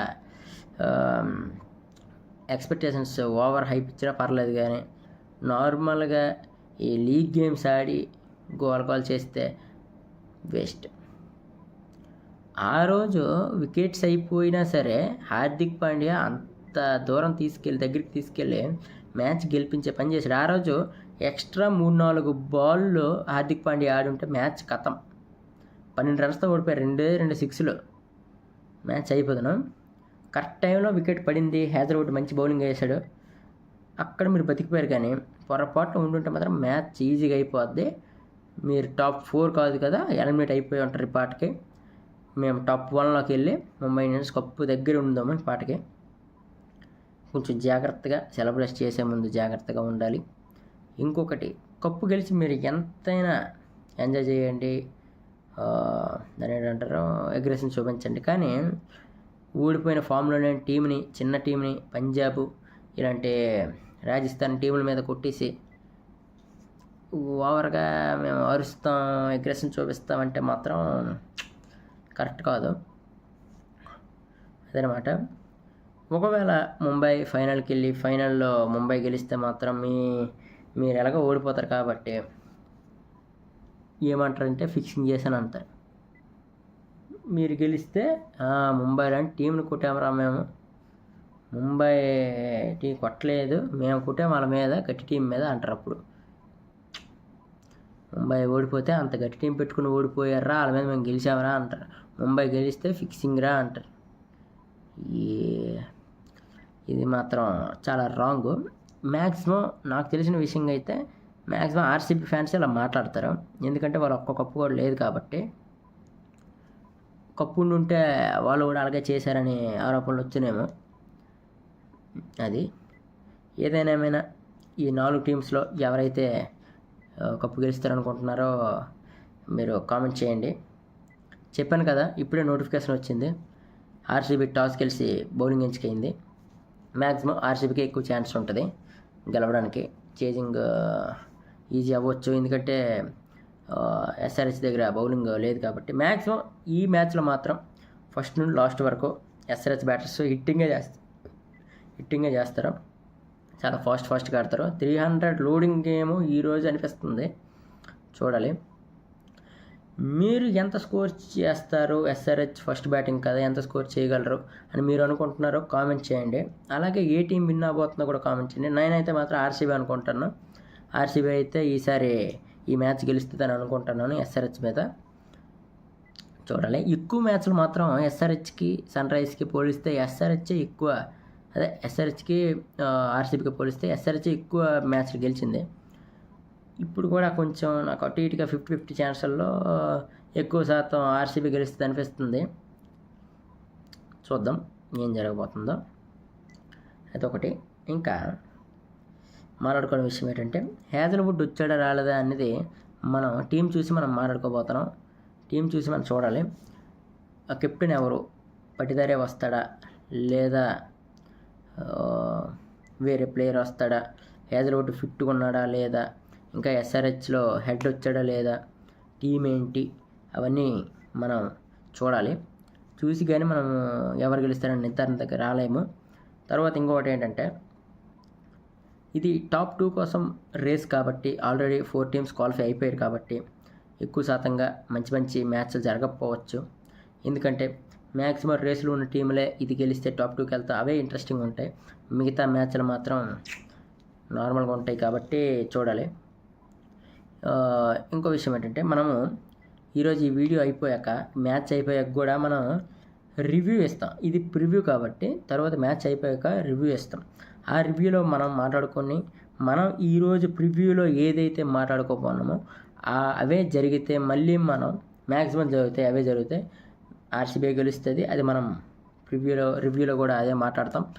అది చూసి మన ప్రిడిక్షన్లో ఎంత శాతం కరెక్ట్ ఉన్నదనేది మీరు కామెంట్ చేసి ఎవరు గెలుస్తారో నాతో అంగీకరిస్తారో ఆర్సీబీ అని, ఎవరైతే ఆర్సీబీ ఫ్యాన్స్ కాకుండా ఎస్ఆర్హెచ్ గెలుస్తుంది అని అంటున్నారో వాళ్ళైతే మాత్రం కామెంట్ చేయండి ఏదవుద్ది అనేది. మ్యాక్సిమం మీకు ఆర్సీబీ వస్తే ఇష్టమా, ఎస్ఆర్హెచ్ వస్తే ఇష్టమా అనేది మీరు కామెంట్ చేయండి. అలాగే ఇంతవరకు మన ఛానల్ ఎవరైతే సబ్స్క్రైబ్ చేసుకోలేదో సబ్స్క్రైబ్ చేసుకోండి. ఈ వీడియో ఇంతవరకు మీరు చూసారంటే మ్యాక్సిమం నచ్చితేనే చూస్తారు. అందుకే ఈ వీడియోకి లైక్ చేయండి. మర్చిపోతున్నారు, లైక్లు చేయట్లేదు. వ్యూస్ అయితే వస్తున్నాయి కానీ లైక్ చేయట్లేదు. ఎందుకంటే మనకు లైక్స్ ఎంత ఇంపార్టెంట్ అంటే మీరు లైక్ చేయడం వల్ల చాలామందికి రికమెండ్ అవుతుంది. ఆ రికమెండ్ అవ్వడం మన ఛానల్కి బూస్ట్ వస్తుంది. ఇప్పుడు యాక్చువల్గా మీరు ఒక లైక్ చేస్తే మీకు పోయేది ఏముండదు, ఒక క్లిక్ చేస్తే ఏముండదు, మీకు ఒక డబ్బులు కట్టాలి అన్నది మీకు ఇబ్బందిగా అయితే కాదు. కానీ ఒక వీడియో చూసి మీరు లైక్ చేస్తే ఏముండదు, ఒక సెకండ్ నాకు రెండు కేటాయించి ఆ సెకండ్ మీరు లైక్ సింబల్ మీద లైక్ చేస్తే అది నాకు ఎంతో హెల్ప్ అవుతుంది, మన ఛానల్కి ఎంతో హెల్ప్ అవుతుంది. ఇంకా మంచి వీడియోస్ చేయడానికి నేను ట్రై చేస్తాను. కాబట్టి మీరు ఫస్ట్ లైక్ చేయండి. అండ్ అలాగే కొత్తగా వచ్చిన వాళ్ళు ఎవరైతే ఉంటారో వాళ్ళు సబ్స్క్రైబ్ చేయట్లేదు, వీడియో అయితే చూస్తున్నారు కానీ సబ్స్క్రైబ్ చేయట్లేదు, సబ్స్క్రైబ్ చేసుకోండి. అలాగే బెల్ ఐకాన్ని క్లిక్ చేయండి. కొంచెం అయితే మనకి ఈ వీడియో అయిపోయాక మనం ఈ మ్యాచ్ అయిపోయాక ఎక్స్పెషల్గా రివ్యూ అయితే పెడతాం. ఆ రివ్యూ రావాలంటే ముందే బెల్ ఐకాన్ పెట్టి సబ్స్క్రైబ్ చేసుకుంటే మీకు నోటిఫికేషన్ విధంగా ఆ రివ్యూ కూడా వెంటనే వస్తుంది, వెంటనే పోస్ట్ చేస్తాను. కాబట్టి నెక్స్ట్ టాప్ 4లో ఎవరైతే ఉన్నారో అది మీకు తెలిసిపోయింది. టాప్ 2లో ఎవరైతే ఉంటారో అది మీరు కామెంట్ చేసినట్టయితే మనం ఒక గివ్ అవే ప్లాన్ చేసాం. యాక్చువల్గా టాప్ 2లో ఆర్సీబీ జీటీ ఉంటుందా, లేదా జీటీ ఎంఐ ఉంటుందా, లేదా ఆర్సీబీ పంజాబ్ ఉంటుందా, లేదా పంజాబ్ ముంబై ఉంటుందా అనేది మీరు ప్రిడిక్ట్ చేసి మన కామెంట్ సెక్షన్లో ఏ టీంని అయితే మీరు అనుకుంటున్నారో ఆ 2 టీములు కామెంట్ చేసి పక్కన మీ ఫోన్ నెంబర్, అదే మీ ఫోన్పే నెంబర్ పెడితే మ్యాక్సిమం ఆ రోజు క్వాలిఫై అయ్యే టైంకి ఏ టీంలు అయితే టాప్ 2లో ఉంటాయి, ఎవరైతే ఆ కామెంట్ కరెక్ట్గా చేశారో ఆ కామెంట్ బేస్లో ఆ ఫోన్ నెంబర్కి మేము 500 రూపీస్ గివ్ అవే ఇస్తాము. పక్కాగా ఎవరైతే కామెంట్ చేస్తారో వాళ్ళు ఈ గివ్ అవేలో పార్టిసిపేట్ చేయొచ్చు. కానీ రూల్స్ ఏంటంటే ఆ వీడియోకి, అదే ఈ పెడుతున్న వీడియోకి లైక్ చేసి ఉండాలి, అలాగే సబ్స్క్రైబ్ అయ్యి ఉండాలి, సబ్స్క్రైబ్ అయ్యి ఆ కామెంట్ సెక్షన్లో కామెంట్ ఉండాలి. సబ్స్క్రైబ్ లైక్ కామెంట్ మాత్రం పక్కాగా ఉండాలి. అప్పుడే ఈ గివ్ అవేలో పార్టిసిపేట్ చేసి రైట్ ఉంటుంది. అలాగే ఇప్పుడే చెప్తున్నా, మళ్ళీ చెప్తున్నా, కొత్తగా ఎవరైనా వస్తే వాళ్ళు సబ్స్క్రైబ్ చేసుకోండి. అలాగే వీడియోకి లైక్ చేయండి. మన నెక్స్ట్ వీడియోకి సపోర్ట్ చేయండి. అలాగే ముందున్న వీడియోస్ చూసి కూడా కొంచెం మన ఛానల్ సబ్స్క్రైబ్ చేసుకోండి. ఈ వీడియో ఇంతవరకుతో సమాప్తం. Bye guys. Hi friends, welcome to our channel Abhi reviews. ఈరోజు కూడా మనం ఇంకో టాపిక్ మాట్లాడబోతున్నాం. అదేంటంటే ఇప్పుడు జరుగుతున్న SRH వర్సెస్ RCB మ్యాచ్లో ప్రివ్యూ మనం తెలుసుకోబోతున్నాం. అంటే ఎవరు టాస్ గెలుస్తారు, ఎవరు ఏం టాస్ గెలిచి ఏం ఎంచుకుంటారు, ఎవరికి ఎంత మంచిది, RCB ఎందుకు ఆడుతుంది, SRH ఎందుకు ఆడుతుంది, క్లిష్టంగా ప్రిడిక్షన్ చేసి మనం మాట్లాడుకోబోతున్నాం. ఎవరికి ఎంత ఇంపార్టెంట్ అనేది మాట్లాడుకోబోతున్నాం. దానికన్నా ముందు మన ఛానల్ అయితే ఎవరైతే సబ్స్క్రైబ్ చేసుకోలేదో వారైతే సబ్స్క్రైబ్ చేసుకోండి. అలాగే బెల్ ఐకాన్ పక్కనే ఉంటుంది. బెల్ కొట్టారంటే మాత్రం మేము ఏ వీడియో చేసినా మీకు నోటిఫికేషన్ ద్వారా మనకి సెండ్ అవుతుంది. అప్పుడు మీరు అందరికన్నా ముందే నోటిఫికేషన్ ఓపెన్ చేసి మీరు మన వీడియోని